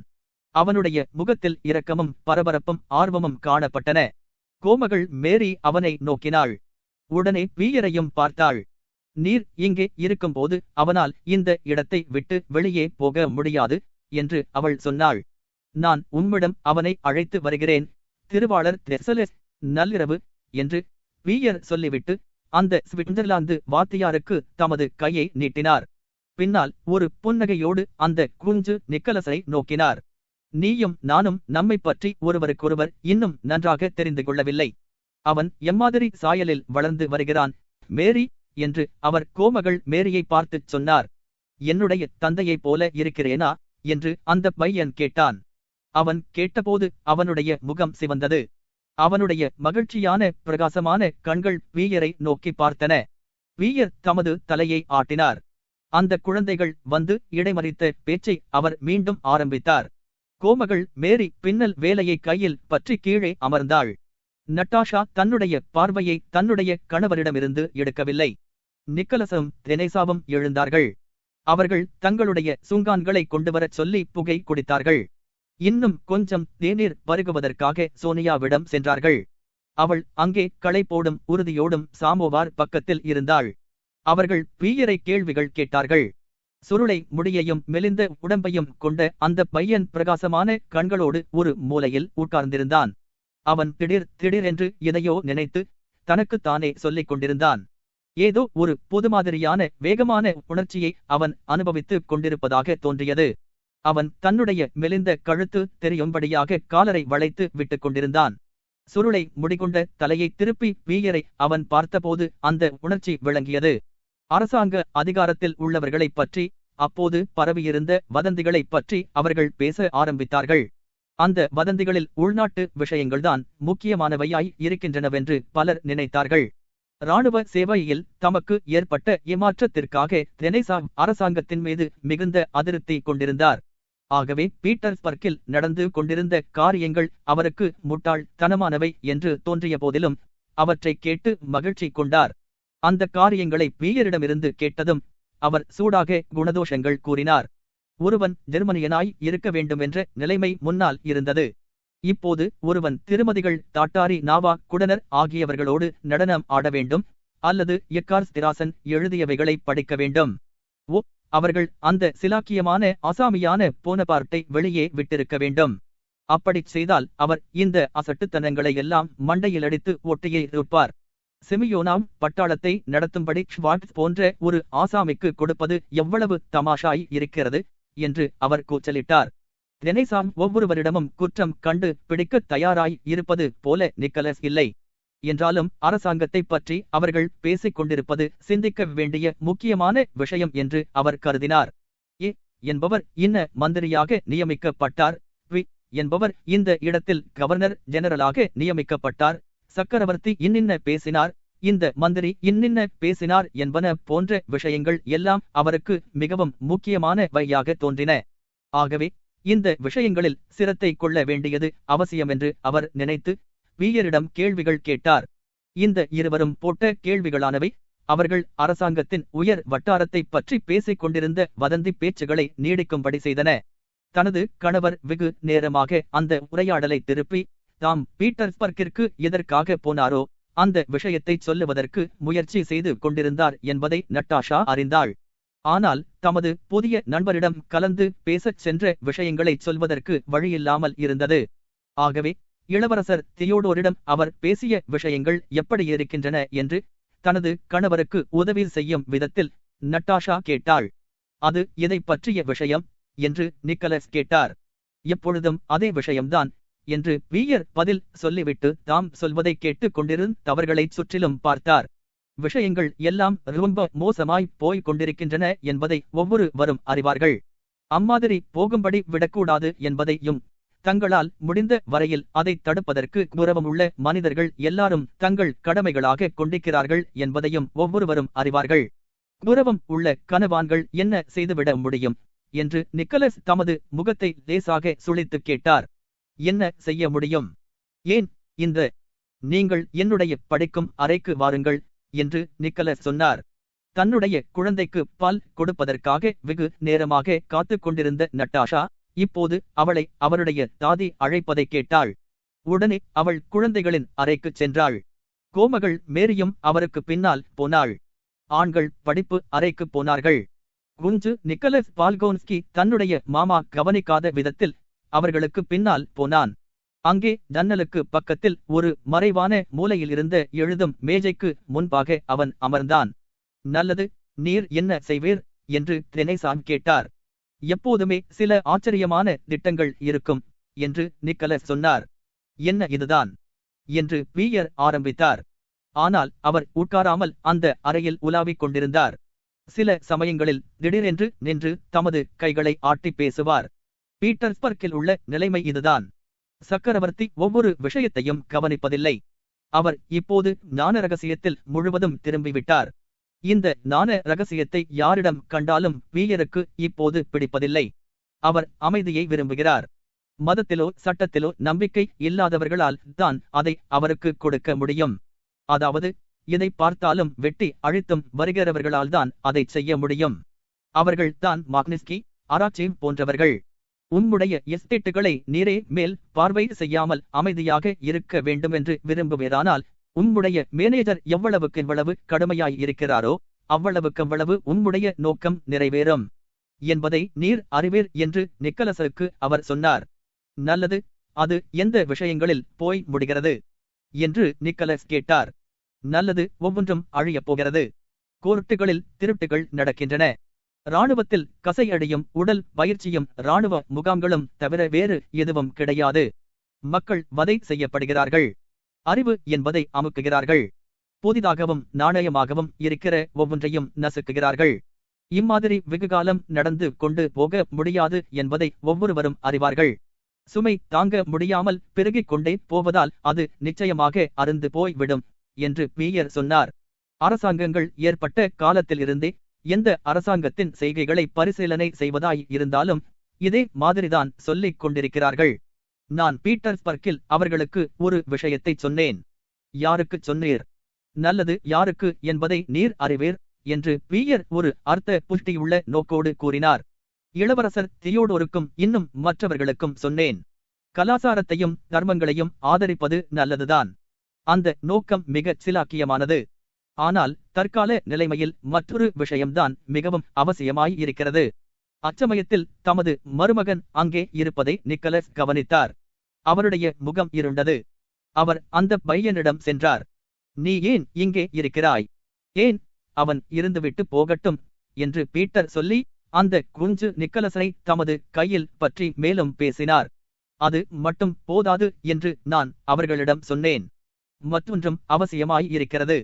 முறுக்குகள் அதிகமாய் கொண்டு போகும் கயிறானது எந்த வினாடியும் அருந்து போகும் என்று நீர் எதிர்பார்த்து கொண்டிருக்கும் போது தவிர்க்க முடியாத பேராபத்து வரப்போகிறது என்பதை ஒவ்வொருவரும் எதிர்பார்த்து கொண்டிருக்கும் போது அந்த பொதுவான பேராபத்தில் இருந்து தப்பித்துக் கொள்வதற்காக சாத்தியமான வரையில் அதிகமான பேர்கள் சேர்ந்து நிற்க வேண்டியது அவசியமாகும். வாலிபமாகவும் வலிமையாகவும் இருக்கிற ஒவ்வொன்றையும் அவர்கள் கவர்ந்து போய் கொடுத்து விடுகிறார்கள். பெண்களால் சிலரை கெடுக்கிறார்கள்.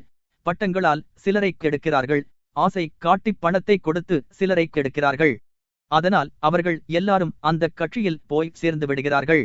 உண்மையும் என்னையும் போல சுதந்திரமான மனிதர் யாரையும் விட்டு வைப்பதில்லை. நான் என்ன சொல்கிறேன் என்றால் நமது சங்கத்தின் நடவடிக்கைகளை விரிவாக்க வேண்டும். அதனுடைய நோக்கம் தர்மம் என்பதோடு மட்டும் நின்றுவிடக்கூடாது. சுதந்திரமும் செய்கையும் அதன் நோக்கங்களோடு சேர்க்கப்பட வேண்டும். தம்முடைய மருமகனிடமிருந்து விலகிப்போன நிக்கலஸ் எரிச்சலோடு ஒரு நாற்காலியை முன்னால் தள்ளி அதில் அமர்ந்தார். அவர் அதிருப்தியோடும் வரவர அதிகமாக முகத்தைச் சுளித்தும் இருமிக் கொண்டும் பீயர் சொல்லுவதை கேட்டு வந்தார். ஆனால் எந்த நோக்கத்தை வைத்துக்கொண்டு செய்கையில் இறங்க வேண்டும் என்று அவர் கேட்டார். நீர் அரசாங்கத்தை பற்றி எந்த விதமான மனப்பான்மையை மேற்கொள்வீர்? ஏன், துணையாளர்கள் என்ற நிலைமையில் இருப்பேன். அரசாங்கம் அனுமதிக்குமானால் சங்கமானது இரகசிய சங்கமாக இருக்க வேண்டியதில்லை. அது அரசாங்கத்திற்கு விரோதமாக மட்டும் இருக்கவில்லை. அந்த சங்கமானது உண்மையான கன்சர்வேட்டிவ்களை கொண்டதாய் இருக்கிறது. அதாவது கனவான்கள் என்று பூரணமாக சொல்லக்கூடியவர்கள் அடங்கிய கூட்டமாய் இருக்கிறது. புகாசியோன் போன்றவர்களிடமிருந்து நம்முடைய புகாசியோன் குழந்தைகளை கொன்று விடாமல் காப்பாற்றுவதற்கும் அல்லது என்னையோ உண்மையோ ஏதோ ஒரு தூரத்தில் உள்ள இராணுவ முகாமிற்கு ஆராய்ச்சி அனுப்பாமல் காப்பாற்றுவதற்கும் தான் அது அவசியமாய் இருக்கிறது. மக்களின் நன்மைக்காகவும் பொது பாதுகாப்புக்காகவுமே நாம் ஒன்று சேருகிறோம். ஆமாம், அது ஒரு இரகசிய சங்கம். ஆகவே அது விரோதமான கெடுதல் செய்யும் சங்கமாகும். அதாவது அந்த சங்கத்தினால் கெடுதல் மட்டுமே செய்ய முடியும். ஏன், ஐரோப்பாவை காப்பாற்றிய தூகன் பண்ட் என்ற சங்கம் ஏதாவது கெடுதல் செய்ததா? அந்த சமயத்தில் ரஷ்யா ஐரோப்பாவை காப்பாற்றியது என்பதை சொல்வதற்கு கூட அவர்கள் துணிவு கொள்ளவில்லை. தூகன் பண்ட் என்ற சங்கமானது தருமத்தின் கூட்டுறவாகும். அதாவது அன்பு, பரஸ்பர உதவி. இதைத்தான் கிறிஸ்து போதித்தார். இந்த உரையாடல் நடந்து கொண்டிருக்கும் போது நட்டாஷா உள்ளே வந்து மகிழ்ச்சியோடு தன் கணவரை நோக்கினாள். அவர் அப்போது பேசிக் கொண்டிருந்தவைகள் அவளுக்கு மகிழ்ச்சியை கொடுத்தன என்று சொல்லுவதற்கில்லை. அதைப்பற்றி அவளுக்கு சிரத்தை கூட கிடையாது. அவையெல்லாம் வெகு சாதாரணமான விஷயம் என்றும் அவற்றையெல்லாம் வெகு காலத்திற்கு முன்பே அவள் அறிந்திருப்பதாகவும் அவளுக்கு தோன்றியது. வீயருடைய முழு உள்ளத்திலிருந்து அது வெளியே வந்ததாக அவள் அறிவாளாகையால் அவளுக்கு அம்மாதிரி தோன்றியது. ஆனால் அவருடைய பரபரப்பான உற்சாகமான காட்சிதான் அவளை மகிழ்ச்சி கொள்ளும்படி செய்தது. கீழே மடக்கிவிடப்பட்ட காலருக்கு மேலாக அந்த சிறுவனின் மெல்லிய கழுத்து நீண்டு கொண்டிருந்தது. அவனை இப்போது எல்லாரும் மறந்துவிட்டார்கள். அவன் முன்பை விட இப்பொழுது அதிகமான பரவச மகிழ்ச்சியோடு வீயரை பார்த்து கொண்டிருந்தான். வீயர் சொல்லுகிற ஒவ்வொரு வார்த்தையும் அவனுடைய உள்ளத்தில் ஜுவாலை விட்டுக் கொண்டிருந்தது. அவன் தன்னுடைய விரல்களால் தன்னையறியாமலேயே தன்னுடைய மாமாவின் மேஜை மீது இருந்த முத்திரை அரக்கையும் இறகு பேனாக்களையும் முறித்துவிட்டான். நீர் நினைக்கிறபடி இல்லவே இல்லை. ஆனால் அந்த ஜெர்மன் தூகன்பண் அப்படித்தான் இருந்தது.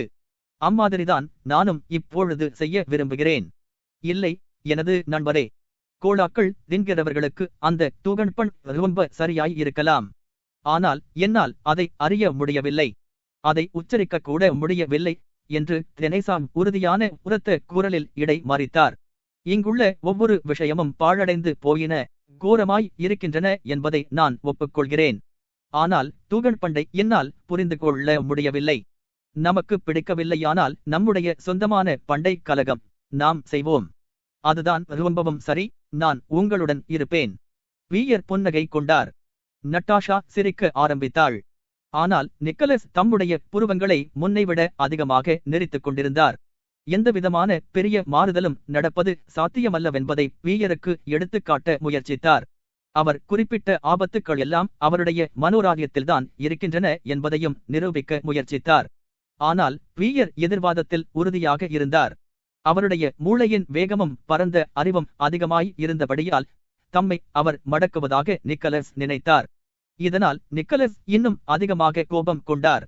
ஏனெனில் அவர் இப்போது தாம் சொல்லியதை முழுவதும் நம்பினார். எந்தவிதமான நியாயங்களினாலும் அவர் நம்பியதாகச் சொல்ல முடியாது. ஆனால் தாம் சொல்லியதுதான் சரியென்ற கருத்து அவருக்கு பலமாக இப்போது இருந்தபடியால் அவர் அப்படி நம்பினார். நான் உமக்கு இதைச் சொல்லுகிறேன் என்று அவர் கூறிவிட்டு எழுந்து தம்முடைய சுங்கானை விரல்களில் பற்றி ஒரு மூலையில் வைப்பதற்காக போனார். பின்னால் அந்த நினைப்பை விட்டுவிட்டு மேலும் பேசினார். என்னால் இதை உமக்கு நிரூபிக்க முடியாது. இங்கே ஒவ்வொரு காரியமும் ஊழலாய் இருக்கிறது என்றும் ஒரு புரட்சி வருகிறது என்றும் நீர் சொல்லுகிறீர். ஆனால் எனக்கு அப்படி தெரியவில்லை. நாம் செய்திருக்கிற பிரமாணம் கூட ஒரு நிபந்தனைக்குட்பட்டதுதான் என்று நீர் சொல்லுகிறீர். அதற்கு எனது பதில் இதுதான்: நீர் எனது சிறந்த நண்பர் என்பதை நீரே அறிவீர். ஆனால் நீர் ஒரு இரகசிய சங்கத்தை ஸ்தாபித்து அரசாங்கத்திற்கு விரோதமாக வேலை செய்வீரானாலது எதுவாய் இருந்தாலும் சரி, அரசாங்கத்திற்கு கீழ்ப்படிவதே என்னுடைய கடமை என்பதை நான் அறிவேன்.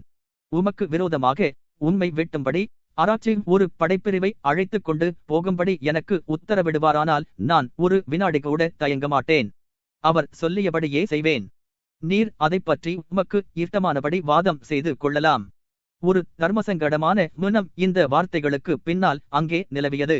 தனது கணவரை ஆதரித்து தனது சகோதரரை எதிர்த்து நட்டாஷா முதலாவதாக பேசினாள். அவருடைய வாதமானது பலவீனமாகவும் பொருத்தமில்லாமலும் இருந்தபோதிலும் அவருடைய நோக்கத்தில் அவள் வெற்றி பெற்றாள். உரையாடல் மீண்டும் ஆரம்பித்தது. ஆனால் நிக்கலஸ் கடைசியாக பேசியபடி விரோதபாவமான மகிழ்ச்சி குறைவான விதமாக இப்போது இல்லை. அவர்கள் எல்லாரும் இராச்சாப்பாட்டிற்கு எழுந்தபோது குஞ்சு நிக்கலஸ் பால்கோவிஸ்கி வீயரிடம் சென்றான். அவன் முகம் வெளிரி இருந்தது. அவனுடைய கார்கள் பிரகாசமாக ஜொலித்துக் கொண்டிருந்தன. வீயர், மாமா, நீர் இல்லை. இப்போது அப்பா உயிரோடு இருந்தால் அவர் நீர் சொல்வதை ஒப்புக்கொள்வாரா என்று கேட்டான். சுதந்திரமான, சிக்கலான, மிகுந்த வேகமான சிந்தனையும் உணர்ச்சிகளும் இந்த பையனிடம் அந்த உரையாடலின் போது எந்தவிதமான வேலை செய்திருக்கக்கூடும் என்பதை வீயர் திடீரென்று உணர்ந்தார். தாம் பேசியவைகளை எல்லாம் அவர் நினைவு கூர்ந்தபோது அந்த சிறுவன் அவற்றை எல்லாம் கேட்டுக்கொண்டிருந்ததற்காக அவர் வருந்தினார். என்றாலும் அவர் அவனுக்கு ஒரு பதிலைச் சொல்லியாக வேண்டும். ஆமாம், நான் அப்படித்தான் நினைக்கிறேன் என்று அவர் தயக்கத்தோடு சொல்லிவிட்டு அந்த படிப்பு அறையிலிருந்து வெளியே போனார். அந்த சிறுவன் இப்போது தனது பார்வையை கீழே நோக்கினான். அப்போதுதான் அவன் மேஜை மீது இருந்த சாமான்களை எம்மாதிரி செய்து விட்டான் என்பதை கவனித்தான். அவன் முகம் சிவந்து நிக்கலசரிடம் சென்றான். மாமா, என்னை மன்னிக்க வேண்டும். நான் கவனமில்லாமல் அதைச் செய்துவிட்டேன் என்று சொல்லி உடைந்து கிடந்த முத்திரை அரக்கையும் பேனாக்களையும் காட்டினான். நிக்கலஸ் கோபமாக மாறினார். ரொம்ப சரி, ரொம்ப சரி என்று அவர் சொல்லிவிட்டு அந்த உடைந்த துண்டுகளை எடுத்து மேஜைக்கு அடியில் வீசினார். தம்முடைய எரிச்சலை மிகுந்த கஷ்டத்தோடு அடக்கிக் கொண்டு பையனிடமிருந்து தமது பார்வையை திருப்பினார். நீ இங்கே இருந்திக்கவே கூடாது என்று அவர் சொன்னார். 15. இராச்சாப்பாட்டின் போது நடந்த உரையாடல்களில் ராஜரிய விஷயமோ உயர் வட்டார விஷயமோ அடிபடவில்லை. நிக்கலசுக்கு மிகவும் பிடித்தமான 1812 வருஷத்திய சம்பவங்களைப் பற்றி பேசிக் கொண்டிருந்தார்கள். அந்த உரையாடலை தெரேசா ஆரம்பித்தார். வீயருக்கு முக்கியமாக அது பிரியமாகவும் தமாஷாகவும் இருந்தது. அந்த குடும்பம் மிகுந்த சிநேகமான முறையில் அங்கிருந்து கலைந்து போயிற்று. இராச்சாப்பாட்டிற்கு பின்னால் தம்முடைய வெளிச் சட்டைகளை களைந்த பின்பு நிக்கலஸ் அங்கே காத்து கொண்டிருந்த தமது மானேஜரிடம் சொல்ல வேண்டியவைகளை கூறிவிட்டு உடைகவனோடு படுக்கையறைக்கு போனார். அங்கே அவர் தமது மனைவி மேஜை முன்னால் அமர்ந்து எழுதிக் கொண்டிருப்பதைக் கண்டார். மேரி, நீ என்ன எழுதிக் கொண்டிருக்கிறாய் என்று நிக்கலஸ் கேட்டார். கோமகள் மேரி நாணி முகம் சிவந்தாள். அவள் எழுதிக் கொண்டிருந்தவைகளை அவளுடைய கணவர் புரிந்து கொள்ளவோ அல்லது ஆதரிக்கவோ மாட்டார் என்று அவள் பீதியுற்றாள். அவள் என்ன எழுதிக் கொண்டிருந்தாளோ அதை அவரிடமிருந்து மறைப்பதற்கு விரும்பினாள். ஆனால் அதே சமயத்தில் திடீரென்று வந்து அவள் ஆச்சரியம் கொள்ளும்படி செய்து அதைப்பற்றி அவள் அவருக்கு சொல்லியாக வேண்டிய நிலைமையை ஏற்படுத்தியதற்காக அவள் மகிழ்ச்சி கொண்டாள். இது ஒரு நாள் குறிப்பு, நிக்கலஸ் என்று அவள் பதில் சொல்லி ஒரு நீல நிற நோட்டு புத்தகத்தை அவரிடம் கொடுத்தாள். அந்த புத்தகம் பூராவிலும் அவளுடைய உறுதியான பருத்த எழுத்துக்களால் எழுதப்பட்ட விஷயங்கள் நிரம்பியிருந்தன. ஒரு நாள் குறிப்பா என்று ஒரு கேலியான புன்னகையோடு திருப்பிக் கூறி அந்த புத்தகத்தை கையில் பற்றி எடுத்தார்.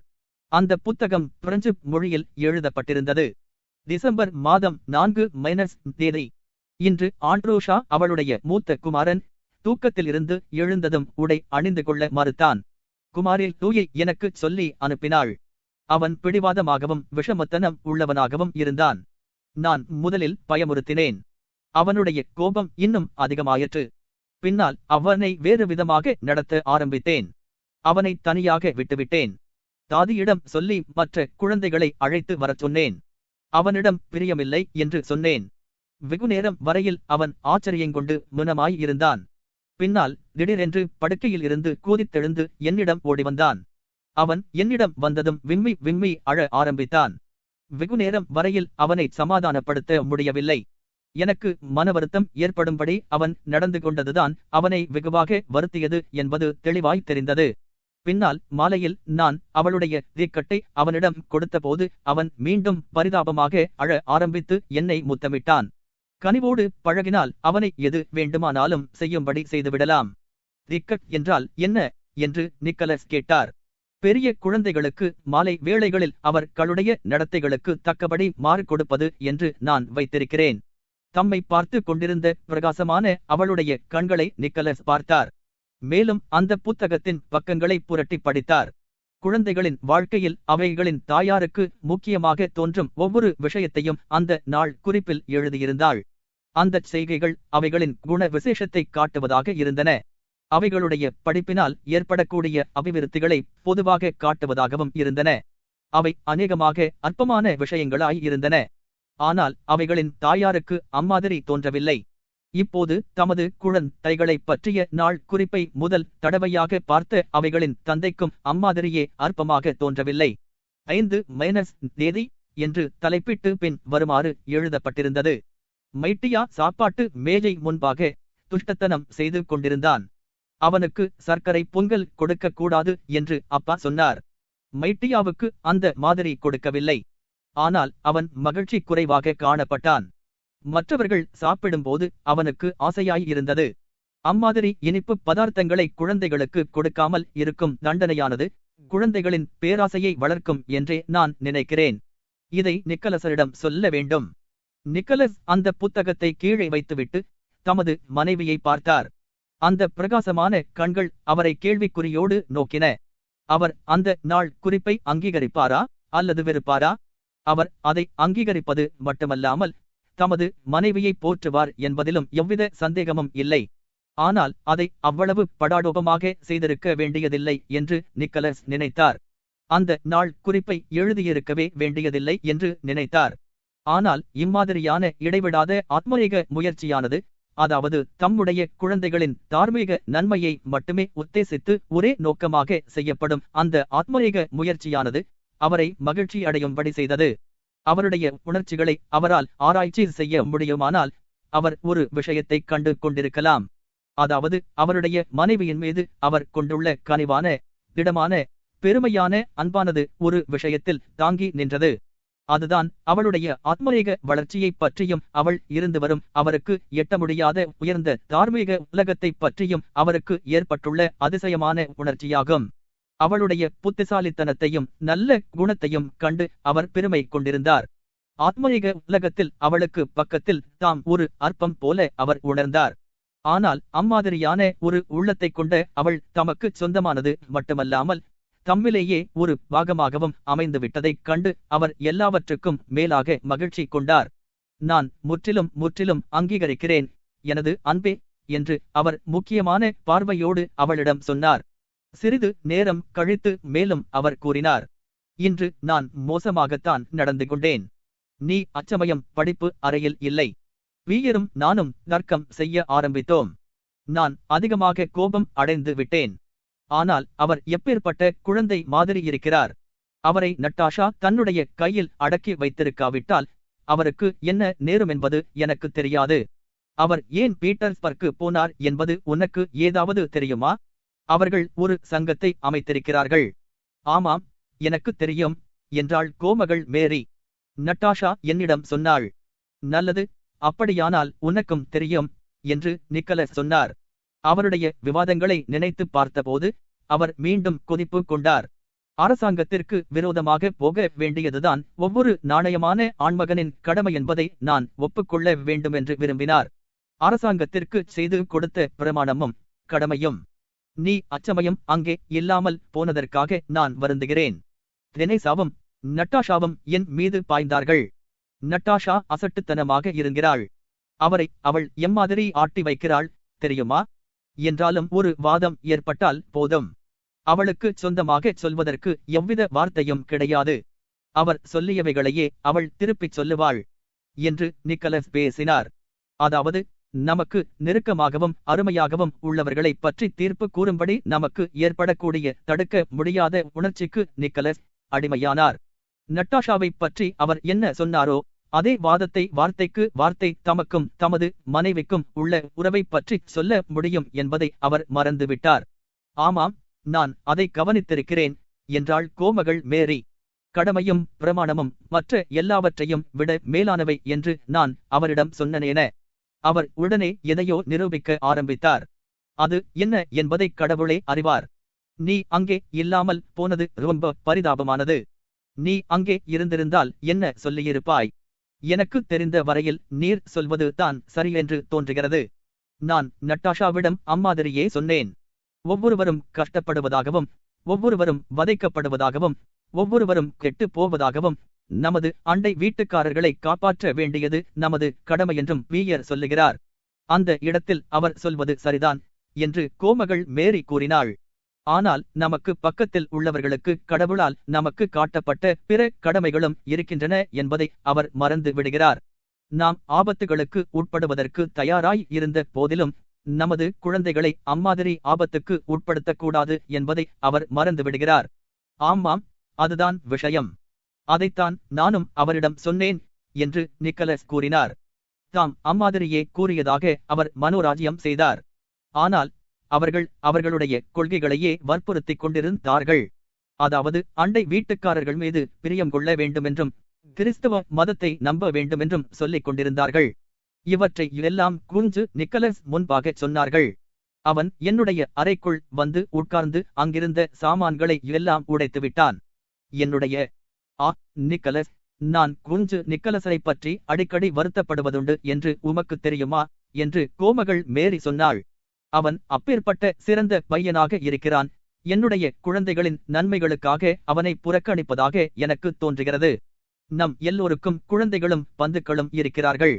ஆனால் அவனுக்கு ஒருவரும் இல்லை. அவன் எப்பொழுதும் தனியாக இருந்து சிந்தித்துக் கொண்டிருக்கிறான். நல்லது, அவனுக்காக நீ உன்னை கண்டித்துக் கொள்ள வேண்டியது அவசியமில்லை என்று நான் நினைக்கிறேன்.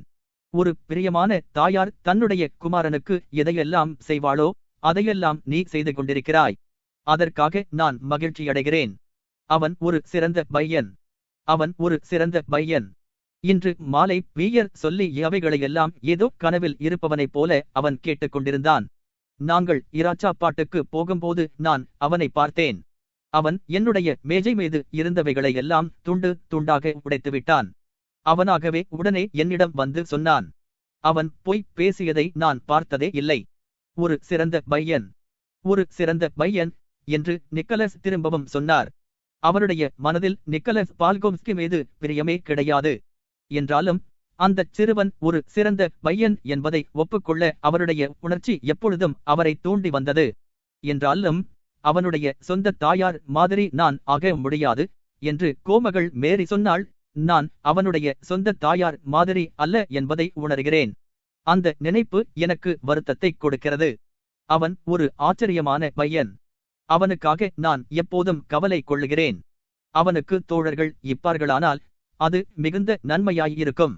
நல்லது, அதற்கு வெகுகாலம் பிடிக்காது.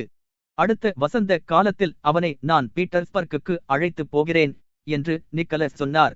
ஆமாம், பீயர் எப்போதுமே ஒரு கனவு காண்பவர்தான். எப்போதுமே அவர் அப்படித்தான் இருப்பார் என்று சொல்லிவிட்டு அவர் மீண்டும் தமது படிப்பு அறையில் நடந்த உரையாடலை பேசுவதற்கு ஆரம்பித்தார். அந்த உரையாடல் அவருடைய மனதை வருத்திக் கொண்டிருந்ததாக தோன்றியது.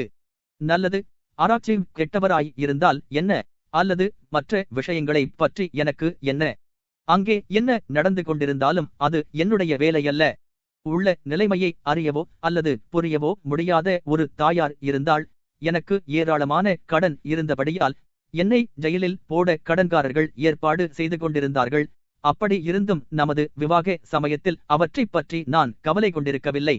இப்பொழுது நீ இருக்கிறாய், குழந்தைகள் இருக்கின்றன, நம்முடைய காரியாதிகளும் இருக்கின்றன. நான் என்னுடைய சொந்த மகிழ்ச்சிக்காகவா பண்ணையிலோ அல்லது காரியாலயத்திலோ காலையில் இருந்து இரவு வரை உழைத்துக் கொண்டிருக்கிறேன்? இல்லை. என்னுடைய தாயாருக்கு இதம் ஏற்படும்படி செய்வதற்காக நான் வேலை செய்தாக வேண்டும் என்பதை அறிவேன். உன்னிடம் வாங்கிய பணத்தை நான் திருப்பிக் கொடுக்க வேண்டும். என்னைப் போல என்னுடைய குழந்தைகளையும் பிச்சைக்காரர்களாக விட்டு போகக்கூடாது. இவற்றிற்காக நான் வேலை செய்தாக வேண்டும். மனிதன் உணவினால் மட்டும் வாழ்ந்து விடவில்லை என்பதையும், இந்த விஷயங்களில் அவரளவுக்கு அதிகமாக முக்கியத்துவம் கொடுத்து வருகிறார் என்பதையும் கோமகள் மேரி அவரிடம் சொல்ல விரும்பினாள். ஆனால் அதைச் சொல்லக்கூடாது என்பதையும், அப்படிச் சொல்வதால் எவ்வித பிரயோஜனமும் ஏற்படாது என்பதையும் அறிவாள். ஆகவே அவள் அவருடைய கையை எடுத்து முத்தமிட்டாள். இம்மாதிரி முத்தமிடுவது தம்முடைய நினைப்புகளை அவள் ஒப்புக்கொண்டு உறுதி செய்வதற்கு அடையாளமாகும் என்று அவர் நினைத்தார். பின்னால் சில நிமிஷங்கள் சிந்தித்துவிட்டு மீண்டும் உரத்த குரலில் பேசினார். இன்று எலியாஸ் மிட்ராபானிச் அவர்தான் அவருடைய ஓவர்சரியர். தாம்போம் எஸ்டேட்டில் இருந்து திரும்பி வந்தார். அந்த காட்டிற்கு 80,000 ரூபிள்கள் கொடுப்பதாக அங்குள்ளவர்கள் சொல்வதாக அவர் என்னிடம் சொன்னார். ஒரு ஆவலான தோற்றத்தோடு நிக்கலஸ் பேச ஆரம்பித்தார். ஆக்ராட்னரோ எஸ்டேட்டை மீண்டும் சீக்கிரமாக வாங்கிவிடலாம் என்ற சாத்தியத்தை பற்றி அவர் பேசினார். மேலும் அவர் சொன்னதாவது, இன்னும் 10 வருஷங்கள் வாழ்வேனானால் குழந்தைகளை ஒரு சிலாக்கியமான நிலைமையில் இருக்கும்படி செய்து விடுவேன். தனது கணவர் கூறியவைகளை கோமகள் மேரி கவனித்து கேட்டாள். அவர் சொல்லியவைகளை எல்லாம் அவள் புரிந்து கொண்டாள். அவர் இம்மாதிரி தனக்குத்தானே பேசும்போது சில சமயங்களில் தாம் என்ன பேசிக் கொண்டிருந்தார் என்பதை திரும்பவும் அவளிடம் கேட்பது உண்டு. அப்படி கேட்கும்போது அவள் வேறு எதையோ யோசித்துக் கொண்டிருந்ததாக அவருக்கு தெரியுமானால் உடனே அவர் எரிச்சல் கொள்வதுண்டு. ஆகவே அவர் இம்மாதிரி தமக்கு தாமே பேசும் போதெல்லாம் அவள் கவனமாக அவர் சொல்லுகிறவைகளை எல்லாம் கேட்பதுண்டு. அவற்றில் அவருக்கு சிரத்தை இல்லாவிட்டாலும் கூட அவள் அவற்றை கேட்பதுண்டு. அவள் அவரை நோக்கினாள்.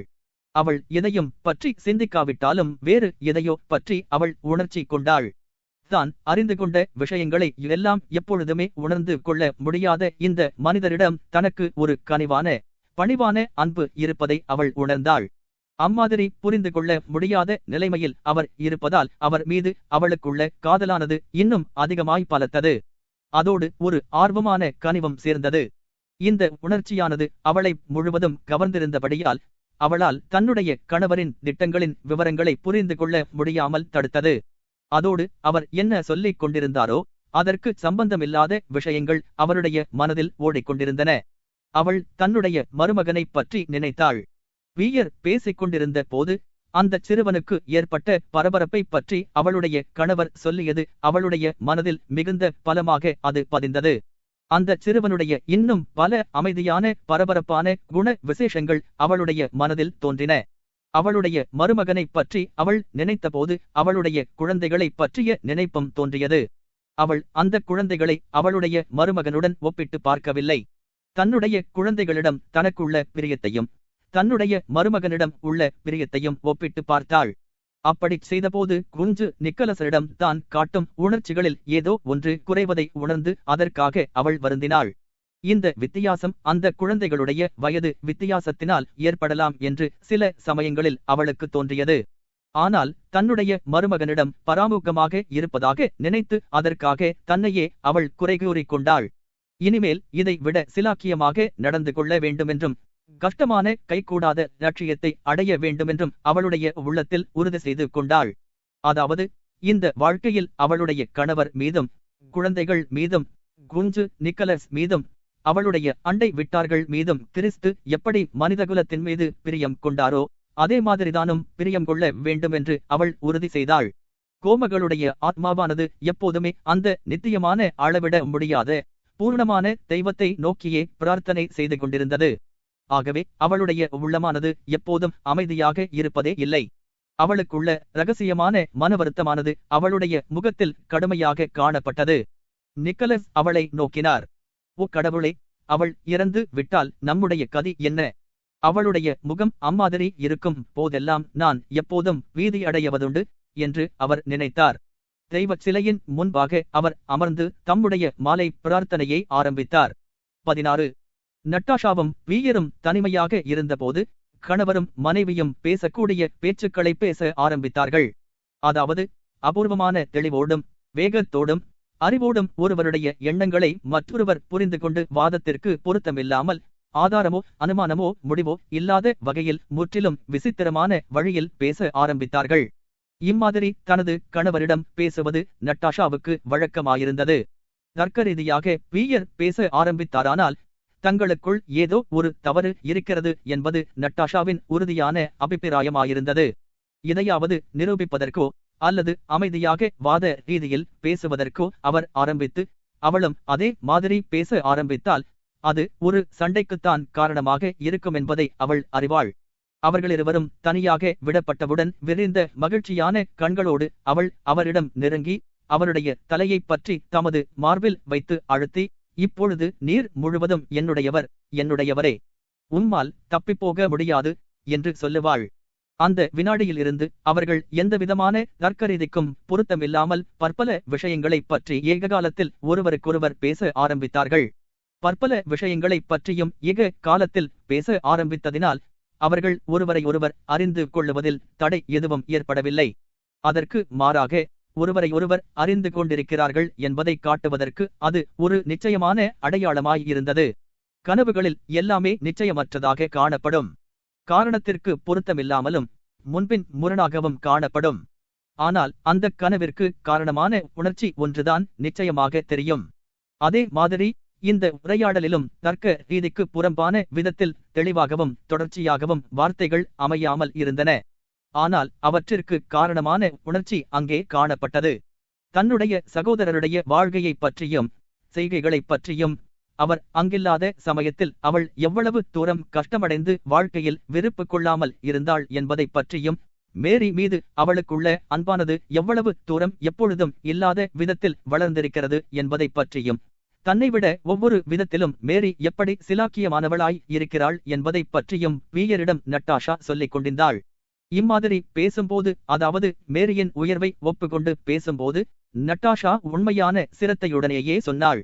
ஆனால் அதே சமயத்தில் மேரியையும் வேறு எந்த பெண்ணையும் விட தன் மீதே அவர் அதிகமாக பிரியம் கொள்ள வேண்டுமென்பதை பியர் அறிந்து கொள்ளும் விதத்தில் ஜாடையாக குறிப்பிட்டாள். பீட்டர்ஸ்பர்க்கில் பல பெண்களை அவர் பார்த்துவிட்டு வந்திருக்கிறபடியால் இப்பொழுது மீண்டும் தன்னையே அவர் விரும்புவதாக புதிதாக சொல்ல வேண்டுமென்று அவள் விரும்பினாள். நட்டாஷாவுக்கு பியர் பதில் சொன்னார். அதாவது பீட்டர்ஸ்பர்க்கில் டின்னர்களிலும் நடன கச்சேரிகளிலும் சீமாட்டிகளை சந்திப்பது அவருக்கு எவ்வளவு சகிக்க முடியாததாய் இருந்தது என்பதை பியர் எடுத்து காட்டினார். சீமாட்டிகளிடம் பேச வேண்டிய தந்திரங்கள் எல்லாம் எனக்கு மறந்து போய்விட்டன. அந்த காரியங்கள் எல்லாம் இப்பொழுது மனத்திற்கு பிடித்தமில்லாமல் இருக்கின்றன. அதைத் தவிர பீட்டர்ஸ்பர்க்கில் எனக்கு ஏராளமாக வேலை இருந்தன. நட்டாஷா உன்னிப்பாக அவரை கவனித்து பேசினாள். மேரி எவ்வளவு சிலாக்கியமானவளாய் இருக்கிறாள். குழந்தைகளைப் பற்றி எவ்வளவு நன்றாக அவள் அறிந்து கொள்ளுகிறாள். அவர்களுடைய உள்ளத்ததை ஊடுருவி பார்ப்பதைப் போல அவள் இருக்கிறாள். உதாரணமாக நேற்றைய தினம் மைட்டியா ரொம்ப விஷமத்தனமாக அவனுடைய தந்தையைப் போலவே அவன் எம்மாதிரி இருக்கிறான் என்று பியர் இடைமறித்தார். மைட்டியாவின் தோற்றம் அவனுடைய தந்தையான நிக்கலசனைப் போல இருக்கிறது என்பதை அவர் எதற்காக கூறினார் என்ற விஷயத்தை நட்டாஷா அறிவாள். அதாவது அவருடன் பியருக்கு ஏற்பட்ட மனத்திற்கு பிடித்தமில்லாத வாக்குவாதத்தை அவர் நினைவு கூர்ந்து நட்டாஷா அதை பற்றி என்ன நினைக்கிறாள் என்பதை அவர் அறிய விரும்பினார். பொதுவாக ஒப்புக்கொள்ளப்படாத விஷயம் இதை பற்றியும் அங்கீகரிக்காத சுபாவம் நிக்கலசுக்கு உண்டு. ஆனால் புதிதாக தோன்றும் ஒரு வழியை நீர் பெரிதாக மதிக்கிறீர் என்று நான் நினைக்கிறேன் என ஒரு சமயம் பியர் உபயோகித்த அதே வார்த்தைகளை அவள் திருப்பிக் கூறினாள். இல்லை, வாதங்களும் கொள்கைகளும் நிக்கலசுக்கு நேரப்போக்கை போன்ற ஒரு தமாஷாகும். அதுதான் முக்கியமான விஷயம் என்று பியர் சொன்னார். உதாரணமாக அவர் ஒரு வாசகசாலைக்கு வேண்டிய புத்தகங்களை வாங்கி வருகிறார். ஆனால் முன்னால் வாங்கிய சீஸ்மாண்டி, ரூசோ, மாண்டெஸ்கியோ போன்ற புத்தகங்களை படித்து முடிக்காமல் புதிதாக ஒரு புத்தகத்தை வாங்குவதில்லை என்று அவர் உறுதி கொண்டிருக்கிறார் என்று ஒரு புன்னகையோடு கூறினார். ஆனால் நான் எம்மாதிரி இருக்கிறேன் என்பதை நீ அறிவாய் என்று அவர் ஆரம்பித்தார். அதாவது தாம் சொல்லியதை சுமுகப்படுத்துவதற்காக முயற்சித்தார். ஆனால் அது அவசியம் இல்லை என்பதை காட்டுவதற்காக நட்டாஷா இடை மறித்தாள். ஆகவே கொள்கைகள் எல்லாம் அவருக்கு ஒரு தமாஷா என்று நீர் சொல்கிறீர். ஆம், எனக்கு கொள்கைகளை தவிர வேறு எதுவும் அவ்வளவு முக்கியமானதல்ல. நான் பீட்டர்ஸ்பர்க்கில் இருந்த காலம் முழுவதும் நான் பார்த்த ஒவ்வொருவரையும் ஒரு கனவில் கண்டதைப் போல் கண்டேன். நான் ஒரு விஷயத்தை பற்றி சிந்தனை கொள்ள ஆரம்பித்தால் மற்றவையெல்லாம் எனக்கு தமாஷாவாகவே தோன்றும். குழந்தைகளை நீர் சந்தித்த போது நான் அங்கே இல்லாமல் போனதற்காக வருந்துகிறேன் என்று நட்டாஷா கூறினாள். எந்த குழந்தை மிகுந்த மகிழ்ச்சிகரமானதாய் இருக்கிறது? லிசா தான் என்பது எனக்கு நிச்சயமாக தெரியும். ஆம் என்று பியர் பதில் சொன்னார். அவருடைய மனதில் என்ன ஓடிக்கொண்டிருக்கிறதோ அதை மேலும் தொடர்ந்து பேசினார். நாம் சிந்திக்கக்கூடாதென்று நிக்கலஸ் சொல்லுகிறாள். என்னால் அப்படியிருக்க முடியவில்லை. தவிரவும் நான் பீட்டர்ஸ்பர்க்கில் இருந்தபோது நான் உன்னிடம்தான் இதைச் சொல்லுகிறேன். நான் இல்லாவிட்டால் பூரா விஷயங்களும் துண்டு துண்டாகச் சிதறிப் போய்விடும் என்று நான் உணர்ந்தேன். ஒவ்வொருவரும் அவருக்கு ஈர்த்தப்பட்ட பாதையில் போய்க் கொண்டிருந்தார்கள். அவர்களை எல்லாம் ஒன்று சேர்த்து வைப்பதில் நான் வெற்றி பெற்றேன். அதன் பின்பு என்னுடைய கொள்கையானது தெளிவாகவும் சுலபமாகவும் காணப்பட்டது. இதோ பார், நான் இதையோ அதையோ எதிர்க்க வேண்டுமென்று சொல்லவில்லை. அம்மாதிரி சொன்னால் நம்மை தவறாக நினைத்துக் கொள்ளுவார்கள். நான் அவர்களுக்கு நீங்கள் ஒன்று சேருங்கள், நல்ல காரியங்களை விரும்பும் நீங்கள் ஒன்று சேர்ந்து ஒரே கொடியின் கீழ் தருமத்திற்காக வேலை செய்யுங்கள் என்று சொன்னேன். இளவரசர் செல்வி ஒரு சிலாக்கியமான புத்திசாலியான பேர்வழி. பியருடைய கொள்கையின் மகத்துவத்தை பற்றி நட்டாஷாவுக்கு எந்தவிதமான சந்தேகமுமில்லை. ஆனால் ஒரு விஷயம் அவருடைய மன அமைதியை குலைத்தது. அவ்வளவு முக்கியமான ஒரு மனிதர், சமுதாயத்திற்கு அவசியமான ஒரு மனிதர் எனக்கு கணவராகவும் இருக்க முடியுமா? இது எப்படி நேரிட்டது? இந்த சந்தேகத்தை அவரிடம் சொல்லுவதற்கு அவள் விரும்பினாள். இப்பொழுது மற்ற எல்லாரையும் விட அவர் உண்மையிலேயே புத்திசாலியானவர் என்பதை யார் முடிவு செய்வது என்று அவள் தன்னையே கேட்டுக்கொண்டாள். பியர் மிகுந்த மரியாதை வைத்துள்ள ஒவ்வொன்றை பற்றியும் அவளே மனதில் ஆலோசனை செய்தாள். பிளாட்டோன் பாரட்டேன் என்ற ஒருவரைத்தான் அவர் சொல்லியவைகளில் இருந்து அவர் மிகுந்த உயர்வாக மதிக்கிறார் என்பது தெரிந்தது. நான் எதைப் பற்றி யோசித்துக் கொண்டிருக்கிறேன் என்பது உமக்கு தெரியுமா என்று அவள் கேட்டாள். பிளாட்டோன் காரிட்டேவை பற்றித்தான் நான் நினைத்துக் கொண்டிருக்கிறேன். உமது கருத்துக்களை அவர் ஒப்புக்கொள்ளுவார் என்று நீர் நினைக்கிறீரா? இந்த கேள்வியைக் கண்டு பீயர் கொஞ்சங்கூட ஆச்சரியப்படவில்லை. அவருடைய மனைவியின் சிந்தனை எந்த வழியில் போய்க் கொண்டிருக்கிறது என்பதை அவர் அறிந்து கொண்டார். பிளாட்டோன் காராட்டேவா என்று அவர் திருப்பிக் கூறி சிந்தனை செய்தார். அந்த விஷயத்தைப் பற்றி காராட்டேவின் கருத்து எப்படி இருக்கலாம் என்பதைப் பற்றி சிரத்தையோடு சிந்திப்பதற்கு முயற்சி செய்வதாக காணப்பட்டார். அவனுக்கு இதை புரிந்து கொள்ள முடியாது. ஒரு வேளை அவன் புரிந்து கொண்டாலும் கொள்ளலாம். நான் உம்மை அசாத்தியமாக காதலிக்கிறேன் என்று நட்டாஷா திடீரென்று கூறினாள். அசாத்தியமாக காதலிக்கிறேன். இல்லை, அவன் ஒப்புக்கொண்டிருக்க மாட்டான் என்று பீயர் சிந்தனைக்கு பின்னால் கூறினார். நம்முடைய குடும்ப வாழ்க்கையைத்தான் அவன் ஒப்புக்கொண்டிருப்பான். அவன் எப்பொழுதுமே ஒவ்வொன்றிலும் மகிழ்ச்சியையும் சமாதானத்தையும் ஒழுங்கையும் கண்டுபிடிக்கவே ஆவலோடு இருப்பான். நம்மை அவன் சந்திப்பதில் நான் பெருமை கொள்வேன். நான் இங்கு இல்லாமல் இருந்தபோது நடந்த விஷயங்களைப் பற்றி நீ பேசினாய். ஆனால் உன்னை பிரிந்த பின்பு உனக்காக எம்மாதிரியான விசேஷ உணர்ச்சி என் மனதில் தோன்றியது என்பதை நான் சொன்னால் நீ நம்ப மாட்டாய். ஆம், நான் அப்படித்தான் நினைக்கிறேன் என்று நட்டாஷா ஆரம்பித்தாள். அல்ல, அதுவல்ல. நான் உன்மீது பிரியம் கொண்டிருந்ததை விடவே இல்லை. யாராலும் அதற்கு மேல் பிரியம் கொண்டிருக்க முடியாது. என்றாலும் இது தனிப்பட்ட விசேஷமானதாகும். ஆம், நிச்சயமாக. அவர் தமது பேச்சை முடிக்கவில்லை. ஆனால் அவர்களுடைய கண்கள் சந்தித்து மீதமுள்ளவைகளைச் சொல்லின. இதென்ன அசட்டுத்தனம் என்று நட்டாஷா திடீரென்று கூறினாள். தேன்மதிகளைப் பற்றி கூறுவது அசட்டுத்தனம். திருமணமான ஆரம்ப காலத்தில்தான் மிகுந்த மகிழ்ச்சி ஏற்படும் என்று சொல்லுவதும் அசட்டுத்தனம். அதற்கு மாறாக இப்பொழுதுதான் சிறந்த மகிழ்ச்சி ஏற்பட்டிருக்கிறது. நீர் மட்டும் போகாமல் இருந்திருந்தால் நாம் எம்மாதிரி சண்டை போட்டுக் கொண்டோம் என்பது உமக்கு நினைவு இருக்கிறதா? அதெல்லாம் என்னுடைய தவறுதான். எப்பொழுதுமே என்னுடைய தவறுதான். நாம் எதைப் பற்றி சண்டை போட்டோம்? அதைப் பற்றி இப்பொழுது நினைவு கூட இல்லை. எப்பொழுதுமே ஒரே விஷயத்தைப் பற்றிதான் என்று பீயர் ஒரு புன்னகையோடு கூறினார். பொறாமை. அதை நீர் சொல்ல வேண்டாம், என்னால் சகிக்க முடியாது என்று நட்டாஷா கதறினாள். அவளுடைய கண்கள் கனிவற்று கோபமாக காணப்பட்டன. சிறிது நேரத்திற்கு பின்னால் அவள், நீர் அவளை பார்த்தீரா என்று கேட்டாள். இல்லை, நான் பார்த்திருந்தால் கூட அவளை அடையாளம் கண்டிருக்க முடியாது. அவர்கள் சிறிது நேரம் மௌனமாயிருந்தார்கள். ஓ, உமக்கு தெரியுமா? நீர் படிப்பு அறையில் பேசிக் கொண்டிருந்த போது நான் உம்மை பார்த்து கொண்டிருந்தேன் என்று நட்டாஷா அவர்களை சுற்றி மூடியிருந்த மேகத்தை கலைக்க ஆவல் கொண்டவளைப் போல பேச ஆரம்பித்தாள். நீர் அவனைப் போலவே இருக்கிறீர். 2 மூச்சைகளைப் போல இருக்கிறீர். அந்த சிறுவனைப் போலவே இருக்கிறீர். அவளுடைய சிறிய குமாரனை அவள் குறிப்பிடுகிறாள். ஓ, அவனிடம் போவதற்கு நேரமாய்விட்டது. வால் வந்துவிட்டது. ஆனால் உம்மை விட்டு பிரிந்து போவதற்கு எனக்கு வருத்தமாக இருக்கிறது. அவர்கள் சிறிது நேரம் மிளனமாயிருந்தார்கள். பின்னால் திடீரென்று இருவரும் ஒரே சமயத்தில் ஒருவரையொருவர் நோக்கினார்கள். அவர்கள் இருவரும் ஒரே சமயத்தில் பேச ஆரம்பித்தார்கள். திருப்தியோடும் உற்சாகத்தோடும் பீயர் ஆரம்பித்தார். ஒரு அடைமதியான மகிழ்ச்சி புன்னகையோடு நட்டாஷா ஆரம்பித்தாள். ஒருவரையொருவர் இடைமறித்து பேசியபடியால் மற்றவர் பேசட்டுமென்று இருவரும் ஏக காலத்தில் பேச்சை நிறுத்தினார்கள். இல்லை, நீ என்ன சொன்னாய்? பேசு, மேலே பேசு. இல்லை, நீர் மேலே பேசும். நான் அசட்டுத்தனமாக பேசிக் கொண்டிருக்கிறேன் என்று நட்டாஷா கூறினாள். தாம் எதை பேச ஆரம்பித்தாரோ அதை பீயர் பேசி முடித்தார். பீட்டர்ஸ்பர்க்கில் தமக்கு ஏற்பட்ட வெற்றியைப் பற்றியே அவர் பேசினார். அச்சமயத்தில் ரஷ்ய சமுதாயம் முழுவதற்கும் உலகம் முழுவதற்கும் ஒரு புதிய வழியை காட்டும் கடமையை தமக்கு விதித்திருப்பதாக அவருக்கு தோன்றியது. மிக பெரிய பலன்களை கொடுக்கும் கருத்துக்கள் எப்பொழுதுமே சாதாரணமானவைகளாகத்தான் இருக்கும் என்பதை சொல்லுவதற்கே நான் விரும்பினேன். கெட்டவர்கள் ஒன்று கூடி அதிகாரத்தை கைப்பற்றுவார்களானால் நாணயமானவர்கள் அதே மாதிரி செய்தாக வேண்டும் என்பதுதான் என்னுடைய கருத்தாகும். அது ரொம்ப எளிமையானது, சுலபமானது. ஆம், இப்பொழுது நீ என்ன சொல்லுவதாய் இருந்தாய்? நானா? வெறும் அசட்டுத்தனம். ஆனால் எல்லாம் ஒன்றுதானே? ஓ, ஒன்றுமில்லை, அற்பமான விஷயம் என்று நட்டாஷா இன்னும் அதிகமான பிரகாசத்தோடு இளநகை கொண்டு கூறினாள். பெட்டியாவைப் பற்றித்தான் உம்மிடம் சொல்ல வேண்டுமென்று நான் விரும்பினேன். அவனுக்கு பால் கொடுப்பதற்காக இன்று பெட்டியாவை என்னிடமிருந்து எடுத்துக்கொள்ள தாதி வந்தாள். அவன் சிரித்துக்கொண்டு கண்களை மூடி என்னை பற்றி கொண்டான்.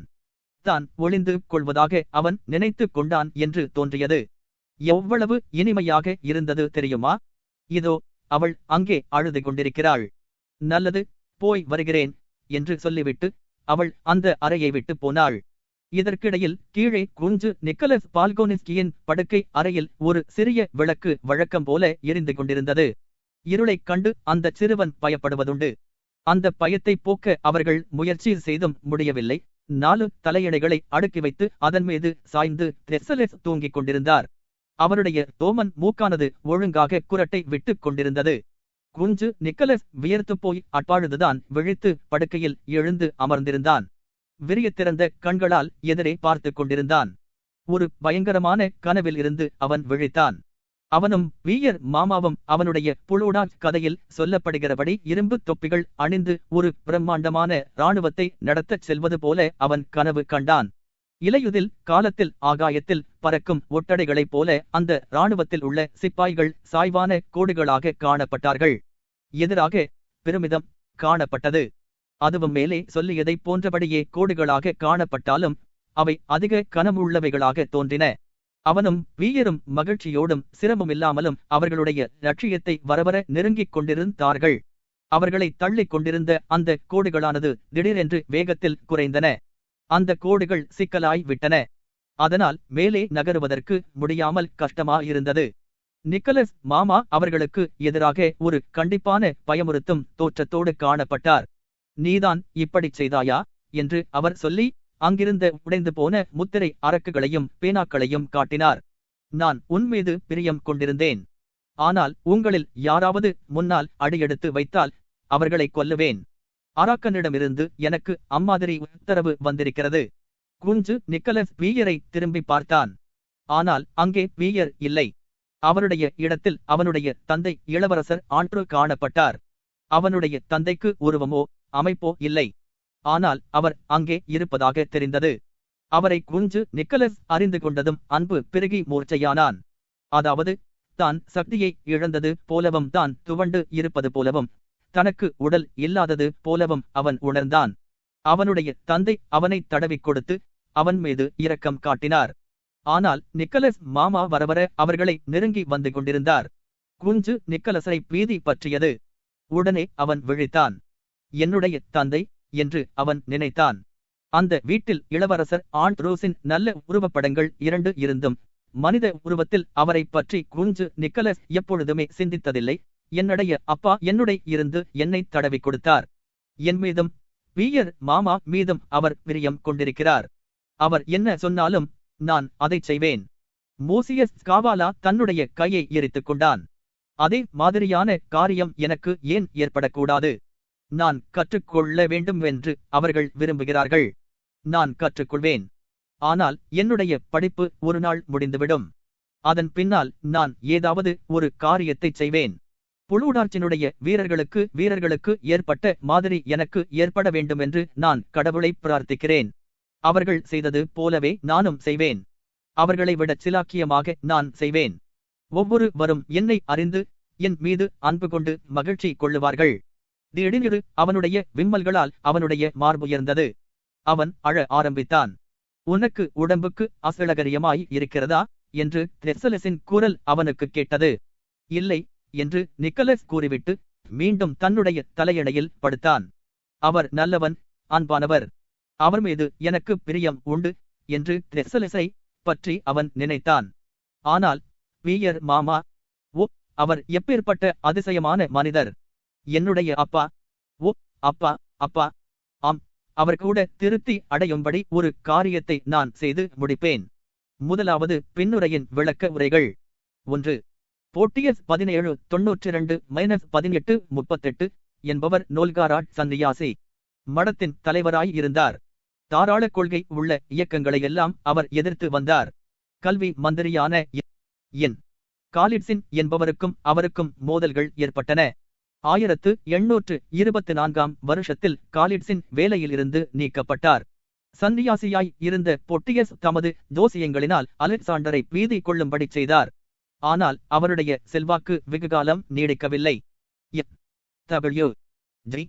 ஷெல்லி 1775-1854 என்பவர் முதலில் பிரெஞ்சு புரட்சியிடம் அனுதாபம் காட்டி வந்தார்.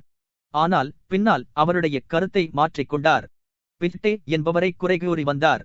J. G. பிச்டே 1762-1814 என்பவர் ஒரு ஜெர்மன் தத்துவ சாஸ்திரி.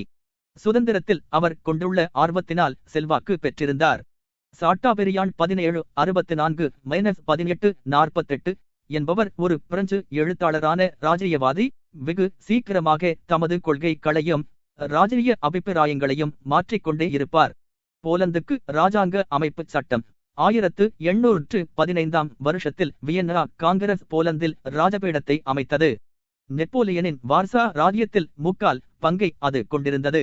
ருஷ்யாவுடன் எப்பொழுதும் ஐக்கியமாய் இருக்க வேண்டுமென்றும், ஆனால் அதற்கு தனியாக இராஜாங்க அமைப்பு சட்டம் ஏற்பட வேண்டுமென்றும், அந்த நாட்டை ஒரு மன்னர் ஆண்டு வர வேண்டுமென்றும், அப்படி ஆளுகிறவர் ருஷ்ய சக்கரவர்த்தியாகவே இருக்க வேண்டுமென்றும், அந்த சக்கரவர்த்தி தமக்கு பிரியமான ஒரு போலந்துக்காரரையோ அல்லது ருஷ்ய சக்கரவர்த்தி குடும்பத்தைச் சேர்ந்த ஒருவரையோ தமக்கு பதிலாக ஆளுவதற்கு நியமிக்கலாம் என்றும் வியன்னா காங்கிரஸ் தீர்மானம் செய்தது.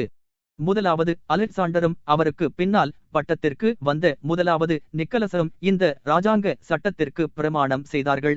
அந்த ஏற்பாடு 1830 வருஷத்தில் போலந்தில் புரட்சி ஏற்படுகிற வரையில் நீடித்திருந்தது. பரிசுத்த ஒப்பந்தம் ஆஸ்திரிய சக்கரவர்த்திகளாலும் ரஷ்ய மன்னராலும் இந்த பிரசித்தி பெற்ற பிரகடனம் முதலில் கையெழுத்திடப்பட்டது. சர்வதேச சங்கத்திற்கு அது ஒரு முன்னோடியாக இருந்தது. சமாதானத்தை காப்பாற்ற வேண்டும் என்ற உண்மையான எண்ணத்தோடு தான் அது ஆரம்பிக்கப்பட்டது.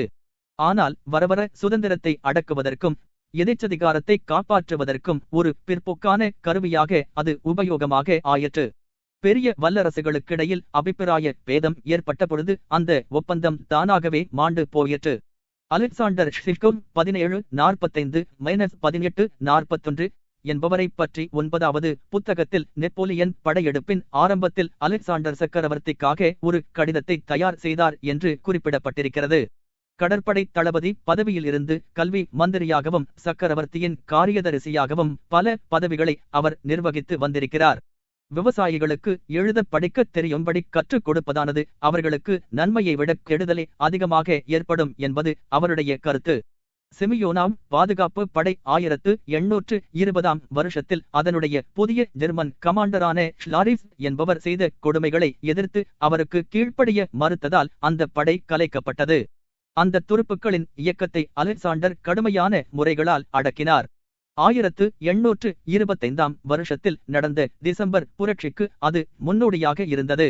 அந்த படையைச் சேர்ந்த அதிகாரிகளையும் வீரர்களையும் மற்ற படைகளில் சேர்த்துவிட்டார்கள். 1823 வருஷத்தில் மீண்டும் அந்த பட்டாளம் அமைக்கப்பட்டது. 1795 வருஷம் ஆகஸ்ட் மாதத்தில் துருக்கி பீரங்கி படையை திருத்தி அமைப்பதற்காக தம்மை கான்ஸ்டாண்டினோபிளுக்கு அனுப்ப வேண்டுமென்று பிரெஞ்சு சர்க்காரின் கமிட்டிக்கு நெப்போலியன் விண்ணப்பித்துக் கொண்டார். 1798 வருஷத்தில் எகிப்துக்கு போனபார்ட் கப்பலேறினார். 1799 இத்தாலிக்குள் ஒரு ருஷ்ய இராணுவத்தை சுபோரா நடத்திச் சென்றார். காசானோ என்ற இடத்தில் மாரியாவையும், தெர்பியா என்ற இடத்தில் மக்டொனால்ட்டையும், நாம் என்ற இடத்தில் ஜூபர்ட்டையும் அவர் தோற்கடித்தார். 4. முதலாவது அலெக்சாண்டர் தாகானோவ் என்ற இடத்தில் 1825 வருஷத்தில் மரணமாகவில்லை என்றும், இரகசியமாக சைபீரியாவுக்கு அவர் சென்று 1866 வருஷம் வரையில் ஒரு சந்நியாசி மாதிரி அங்கே வாழ்த்து வந்ததாகவும் ஒரு வதந்தி நிலவி வந்தது. 1927 வருஷத்தில் அலெக்சாண்டரின் கல்லறையை திறந்து பார்த்தபோது அதில் ஒன்றுமில்லை. இந்த விஷயம் மேலே சொல்லப்படும் வதந்தியை உறுதி செய்கிறது. 13. ருஷ்ய பைபிள் சங்கம் என் காலிட்சின் என்பவரால் 1812 வருஷம் டிசம்பர் மாதம் ஸ்தாபிக்கப்பட்டது. அந்த சங்கத்திற்கு ராஜ்ய செல்வாக்கு இருந்தது. ருஷ்ய மொழியில் பைபிளை மொழிபெயர்த்து அந்த சங்கம் முதலாவதாக வெளியிட்டது. அவரை கல்வி மந்திரி பதவியில் இருந்தும் பைபிள் சங்கத்தின் தலைவர் பதவியில் இருந்தும் விலக்குவதற்கு பொட்டியஸ் என்பவர் முயற்சி செய்து வெற்றி பெற்றார். அதன் பின்பு அந்த சங்கம் தேய்ந்து கொண்டு வந்தது. 1826 முதலாவது நிக்கலஸ் அதை சமாப்தி செய்துவிட்டார். 1831 வருஷத்தில் அரசியல் சம்பந்தமில்லாத ஒரு ருஷ்ய பைபிள் சங்கத்தை அமைத்துக் கொள்ள அனுமதிக்கப்பட்டது. 1917 வருஷ புரட்சி வரையில் அந்த சங்கம் நடந்து கொண்டு வந்தது.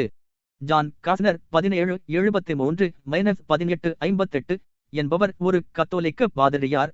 முனிச் நகரத்தில் இருந்து அவர் வெளியேற்றப்பட்ட பின்பு பீட்டர்ஸ்பர்க்கில் 1820-24 பைபிள் சங்கத்தின் டைரக்டர் பதவியை பெற்றார். அங்கே ஒரு புத்தகம் எழுதினார். பைபிள் சங்கம் கலைந்து போவதற்கு அது காரணமாயிருந்தது. அந்த புத்தகத்தை கொளுத்தும்படி உத்தரவிட்டு காஸ்னரை ருஷ்யாவில் இருந்து வெளியேற்றினார்கள். டாட்டாரினாவா 1783-1856 என்பவள் பீட்டர்ஸ்பர்க்கில் 1817 வருஷத்தில் ஆத்மார்த்தரேக சங்கம் என்று ஒன்றை ஏற்படுத்தினாள். நம்பிக்கையினால் வியாதிகளை குணப்படுத்துவது, ஜோசியம் சொல்லுவது முதலிய வேலைகளை அது செய்து வந்தது. முதலாவது அலெக்சாண்டரிடம் அவள் செல்வாக்கு பெற்றிருந்தாள். முதலாவது நிக்கலஸ் பட்டத்திற்கு வந்த பின்பும் கூட அவளுடைய சங்கம் நடந்து வந்தது. 1837 வருஷத்தில் எங்கோ ஒரு மூலையிலிருந்த கன்னியா மடத்தில் அவளை கைதியாக வைத்தார்கள். அதன் பின்பு அந்த சங்கம் கலைந்தது. 14 வாரனஸ் ஜூலியன் கூருடனர் 1766-1824 என்பவள் ரீகாவில் ஜனனமானாள். பணக்கார உயர் வட்டாரங்களை 1807 வருஷத்தில் அவள் துறந்து மந்திர மாயங்களில் ஈடுபட்டாள். உலகத்தை புதிதாக புனத்தாரணம் செய்வதற்காகவே தான் பிறந்திருப்பதாக அவள் நினைத்தாள். 1815 வருஷத்தில் பாடனில் தீவிரமாக வேலை செய்து வந்தாள். முதலாவது அலெக்சாந்தருடன் பரிச்சயம் ஏற்பட்டு அவரிடம் சிறிது செல்வாக்கும் பெற்றிருந்தாள். 1817 வருஷத்தில் ருஷ்யாவிற்கு அவள் வந்தபோதிலும் அவளுக்கு அவரிடமிருந்த செல்வாக்கு மறைந்துவிட்டது. புகாச்சியோன் என்பவர் மகாபெரிய காத்தரின் காலத்தில் தோன்றிய பெரிய விவசாயிகளின் புரட்சியில் கோசாக்கு தலைவராக இருந்தார். அவர் பல வெற்றிகளை பெற்று பல நகரங்களையும் கைப்பற்றினார். அதன் பின்னால் அவர் பிடிக்கப்பட்டு 1775 வருஷத்தில் தூக்கில் போடப்பட்டார். தூகன்பண் தொழுக்கக் கழகம் என்ற சங்கமானது 1808 வருஷத்தில் ஸ்தாபிக்கப்பட்ட ஒரு ஜெர்மன் சங்கம். தேசாபிமானத்தை வளர்ப்பதும் இராணுவத்தை திருத்தி வைப்பதும் கல்வியறிவை பரப்புவதும் தனது நோக்கமாக அந்த சங்கம் கொண்டிருந்தது. ஆனால் பிரெஞ்சுக்காரர்களின் ஆதிக்கத்தை அழிக்க வேண்டும் என்பதே அதன் இரகசிய நோக்கம். 1809 வருஷத்தில் நெப்போலியன் விரும்பியபடி அந்த சங்கம் கலைக்கப்பட்டது. ஆனால் அது இரகசியமாக நடந்து வந்தது. 1812 வருஷத்தில் அது மிகுந்த செல்வாக்கு பெற்றிருந்தது. புரட்சிகரமான நோக்கங்களை அது கொண்டிருக்கிறதென்று பரிசுத்த ஒப்பந்தம் ஏற்பட்ட சமயத்தில் ருஷ்ய சர்க்கார் அதன் மீது சந்தேகம் கொண்டார்கள். 15 கோமகள் மேரியின் நாள் குறிப்புகள் டால்ஸ்டாயினுடைய தாயார் தனது குழந்தைகளை பற்றி எழுதி வைத்திருந்த நாட்குறிப்புகளைப் போலவே காணப்படுகின்றன. இரண்டாவது பின்னுரை. 1 சரித்திரம் என்பது தேச மக்களுடையவும் மனித குலத்தினுடையவும் வாழ்க்கையேயாகும். மனித குலத்தின் வாழ்க்கையையோ அல்லது தனிப்பட்ட ஒரு நாட்டின் மக்களின் வாழ்க்கையையோ வார்த்தைகளின் அமைப்பதென்றால், அதாவது நேரடியாக வருணிப்பதென்றால், அது அசாத்தியமாக காணப்படுகிறது. கையில் அகப்படாமல் நழுவி போகும் ஒரு நாட்டு மக்களின் வாழ்க்கையை வார்த்தைகளில் அமைத்து விளக்கிச் சொல்லுவதற்கு புராதன சரித்திரக்காரர்கள் எல்லாரும் ஒரே விதமான முறையையே கையாண்டார்கள். மக்களை ஆண்டு வந்த தனிப்பட்டவர்களின் நடவடிக்கைகளை அவர்கள் வருணித்து, அந்த நடவடிக்கைகள் அந்த நாட்டின் பூரா மக்களின் நடவடிக்கைகளை பிரதிபலிப்பதாக கருதி வந்தார்கள். தனிப்பட்டவர்கள் தாங்கள் விரும்பியபடி நடக்கும்படி மக்களை எப்படி செய்து வந்தார்கள், அந்த தனிப்பட்டவர்களின் விருப்பத்திற்கு எது வழிகாட்டியாய் இருந்தது என்பதுதான் கேள்வி. இந்த கேள்விக்கு நமது முன்னோர்கள் ஒரு பதிலை சொல்லி வந்தார்கள். அதாவது, கடவுள் என்பவர் தாம் தேர்ந்தெடுத்த ஒரு மனிதரின் விருப்பத்திற்கு மக்கள் அடங்கி நடக்கும்படி செய்தார் என்றும், அந்த தேர்ந்தெடுக்கப்பட்ட மனிதரின் விருப்பத்திற்கு தாமே வழிகாட்டி வந்தார் என்றும், அதன் மூலம் முன்பாகவே விதிக்கப்பட்ட முன் முடிவுகளின் நோக்கங்களை நிறைவேற்றினார் என்றும் நமது முன்னோர்கள் சொன்னார்கள். மனித குல நடவடிக்கைகளில் கடவுளே நேராக கலந்து கொள்கிறார் என்ற ஒரு நம்பிக்கையை கொண்டு இந்த பிரச்சனைகளை நமது முன்னோர்கள் தீர்த்து வைத்தார்கள். ஆனால் நவீன சரித்திரம் கொள்கை அளவில் இந்த இரண்டு கருத்துக்களையும் நிராகரிக்கிறது. கடவுள் மனிதனை அடிமைப்படுத்தி முன்முடிவு நோக்கத்திற்கு மக்களை நடத்திச் செல்லுகிறார் என்ற நமது முன்னோர்களின் நம்பிக்கையை நவீன சரித்திரம் நிராகரித்த பின்பு அது ஒரு காரியத்தை செய்ய வேண்டும் என்று தோன்றலாம். அதாவது, அந்த நவீன சரித்திரம் என்பது ஒரு சக்தியின் வெளிப்படை தோற்றங்களை விட்டு அந்த சக்தியை உற்பத்தி செய்யும் காரணங்கள் என்ன என்பதை சிந்தித்து அறிய வேண்டும். ஆனால் நவீன சரித்திரம் இதைச் செய்யவில்லை. நமது முன்னோர்கள் கொண்டிருந்த கொள்கையை பெயரளவில் நிராகரித்த போதிலும் நடவடிக்கையில் அதை இன்னும் பின்பற்றியே வருகிறது. மனிதருக்கு கடவுள் தமது அதிகாரத்தை கொடுத்து அவர்களை நடத்தி வருகிறார் என்பதற்கு பதிலாக நவீன சரித்திரம் மற்றொன்றை சொல்லுகிறது. அதாவது, அசாதாரணமான மனித சக்திக்கு மேம்பட்ட குணங்களை சில வீரர்களுக்குச் சூட்டி அவர்களை நமக்கு கொடுக்கிறது, அல்லது ஜனங்களை நடத்திச் செல்லும் மன்னர்களில் இருந்து பத்திரிகையாளர்கள் வரையில் பற்பல விதமான மனிதர்களை நமக்கு கொடுக்கிறது. யூத, கிரேக்க அல்லது ரோமன் தேச மக்கள்களின் முந்தைய கடவுளால் நிர்ணயிக்கப்பட்ட நோக்கங்களை மனித குலத்தின் அபிவிருத்தியை காட்டுவதாக புராதன சரித்திரக்காரர்கள் கருதி வந்தார்கள். அதற்கு பதிலாக நவீன சரித்திரம் தனது சொந்த நோக்கங்களை நிர்ணயித்திருக்கிறது. அதாவது பிரெஞ்சு, ஜெர்மன் அல்லது இங்கிலீஷ் மக்களின் நன்மையில்தான் அல்லது அவர்களின் உயர்வில்தான் பொதுவாக மனித குலத்தின் நன்மையும் நாகரிகமும் அடங்கி இருக்கின்றன என்று சொல்லுகிறது. ஒரு பெரிய கண்டத்தின் ஒரு சிறிய பாகமாகிய வடமேற்கு பிரதேசத்தில் வசிக்கிற மக்களையே அது மனித குலம் என்று குறிப்பிடுகிறது. நமது முன்னேர்களின் நம்பிக்கைகளுக்கு பதிலாக ஒரு புதிய கொள்கையை கொடுக்காமலேயே அந்த நம்பிக்கைகளை நவீன சரித்திரம் நிராகரித்துவிட்டது. மன்னர்களின் தெய்வீக அதிகாரத்தையும் நமது முன்னோர்களின் விதி என்ற விஷயத்தையும் சரித்திரக்காரர்கள் நிராகரித்த பின்பு நிலைமையின் தர்க்கரீதியானது அந்த சரித்திரக்காரர்களை மற்றொரு ரஸ்தா வழியாக அதே முடிவுக்கு வரும்படி செய்துவிட்டது. அதாவது 1. தேச மக்களை தனிப்பட்ட நபர்கள் வழிகாட்டி நடத்துகிறார்கள். 2.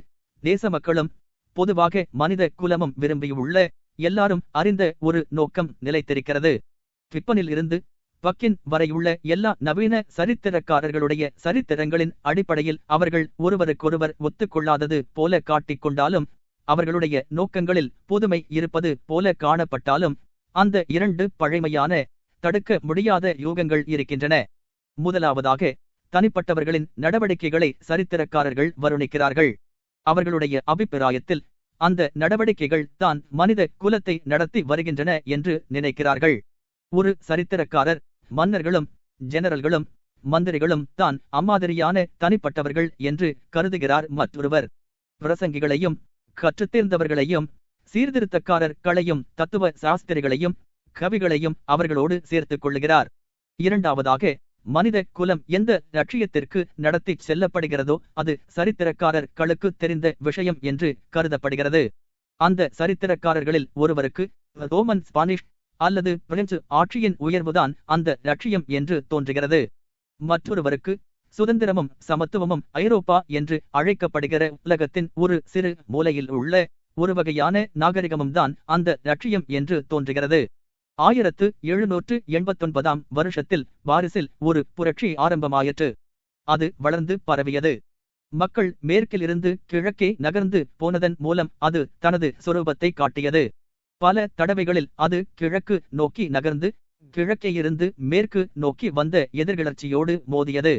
1812 வருஷத்தில் அதனுடைய கடைசி முடிவான மாஸ்கோவிற்கு வந்து சேர்ந்தது. அதன் பின்னால் ஆச்சரியப்படும்படியான தோற்றத்தோடு ஒரு எதிர்கிளர்ச்சி கிழக்கில் இருந்து மேற்கு நோக்கி வந்தது. மத்திய ஐரோப்பாவில் உள்ள தேச மக்கள் அதில் ஈடுபட்டார்கள். அந்த எதிர்கிளர்ச்சி முதலாவது புரட்சி தோன்றிய பாரிஸுக்கு மேற்கு முகமாக வந்து அங்கே தணிந்து போயிற்று. அந்த 20 வருஷ காலத்தில் ஏராளமான வயல்கள் விவசாயம் செய்யப்படாமல் விடப்பட்டன, வீடுகள் கொளுத்தப்பட்டன, வர்த்தகம் திசை மாறியது, கோடிக்கணக்கான பேர்கள் குடியேறினார்கள், பலர் தரித்திரர்களானார்கள், பலர் பணக்காரர்களானார்கள். சகோதர மக்களிடம் அன்பு காட்ட வேண்டும் என்ற சட்டத்தை மேற்கொண்டிப்பதாக கூறிக்கொண்டிருந்த கோடிக்கணக்கான கிறிஸ்தவர்கள் ஒருவரை ஒருவர் கொன்று வந்தார்கள். இவற்றிற்கெல்லாம் என்ன அர்த்தம்? இவையெல்லாம் ஏன் ஏற்பட்டன? வீடுகளை கொளுத்தும்படியும் சகோதர மக்களை கொல்லும் படியும் இவர்களைச் செய்தது எது? இந்த சம்பவங்களுக்கெல்லாம் காரணங்கள் என்ன? இவையெல்லாம் உள் உணர்வோடு தெளிவான மிகுந்த நியாயமான கேள்விகள். இந்த கேள்விகளை மனித குலம் அந்த காலவரையைச் சேர்ந்த ஞாபக சின்னங்களையும் பரம்பரைகளையும் சந்திக்கும் போது தன்னைத்தானே கேட்டுக்கொள்ளுகிறது. இந்த கேள்விகளுக்கு பதில்களை கண்டு பிடிப்பதற்காக மனித குலத்தின் பகுத்தறிவு சரித்திர சாஸ்திரத்தை நோக்குகிறது. தேச மக்களும் மனித குலமும் தங்களை தாங்களே அறிந்து கொள்ளும்படி உதவி செய்வது தான் சரித்திர சாஸ்திரத்தின் நோக்கம். நமது முன்னோர்களின் கொள்கைகளை உதறித்தள்ளாமல் சரித்திரம் ஒப்புக்கொண்டிருக்குமானால் மக்களுக்கு நன்மை செய்வதற்காகவோ அல்லது மக்களை தண்டிப்பதற்காகவோ கடவுள் நெப்போலியனுக்கு அதிகாரத்தை கொடுத்து தெய்வத்தின் விருப்பங்களை நிறைவேற்றுவதற்காக நெப்போலியனுடைய ஆசைகளை ஆண்டு வந்தார் என்று அந்த சரித்திரம் சொல்லலாம். அம்மாதிரியான பதிலானது தெளிவாகவும் பூரணமானதாகவும் இருக்கும். நெப்போலியனிடம் உள்ள தெய்வ முக்கியத்துவத்தை ஒருவர் நம்பினாலும் சரி, நம்பாவிட்டாலும் சரி, ஆனால் நம்புகிற ஒருவருக்கு அந்த காலவரையைச் சேர்ந்த சரித்திரத்தில் புரியாமல் இருக்கக்கூடியது எதுவும் இருக்காது, அல்லது ஒன்றுக்கொன்று மாறுபாடான விஷயங்கள் இருப்பதாகவும் அவர்களுக்கு தோன்றாது. ஆனால் நவீன சரித்திரம் அம்மாதிரி பதில் கொடுக்க முடியாது. மனித குல காரியங்களில் தெய்வம் நேராக சம்பந்தப்படுகிறது என்ற நமது முன்னோர்களின் கொள்கைகளை சாஸ்திரம் ஒப்புக்கொள்ளுவதில்லை. ஆகவே சரித்திரம் வேறு விதமான பதில்களை கொடுத்தாக வேண்டும்.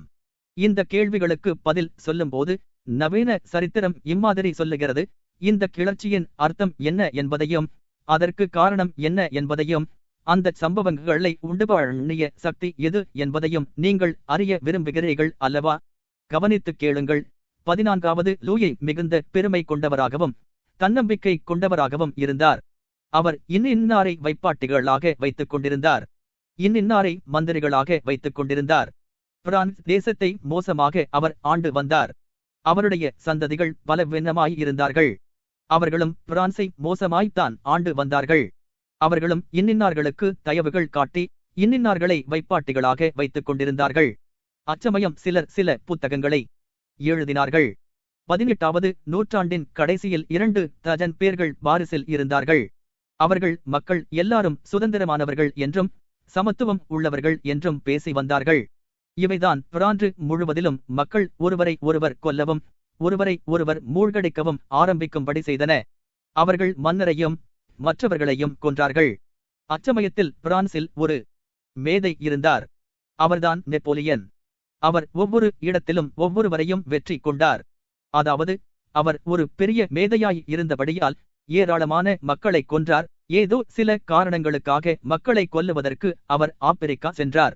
அங்கே அவர்களை மிக நன்றாகவும் மிக தந்திரமாகவும் மிக புத்திசாலித்தனமாகவும் கொன்றபடியால் பிரான்சுக்கு அவர் திரும்பியதும் ஒவ்வொருவரும் தமக்கு கீழ்ப்படிய வேண்டும் என்று அவர் உத்தரவிட்டார்.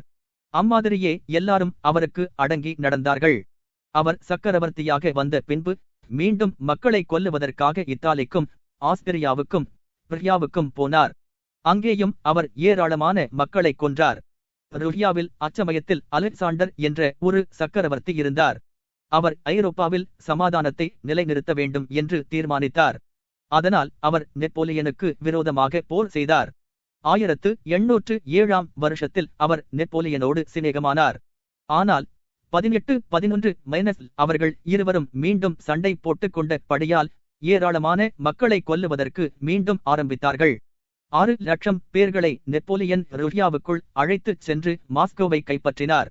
பின்னால் திடீரென்று மாஸ்கோவை விட்டு அவர் திரும்பி ஓடினார். தயவு செய்து எங்களுடன் இணைந்து கொள்ளுங்கள், மற்றவர்களுடன் பகிர்ந்து கொள்ளுங்கள், செய்தி மணியை அழுத்துங்கள். உங்கள் ஆதரவு மட்டுமே இதைத் தொடர்வதற்கு ஊக்கமளிக்கும். அன்புடன், தியாகலிங்கம்.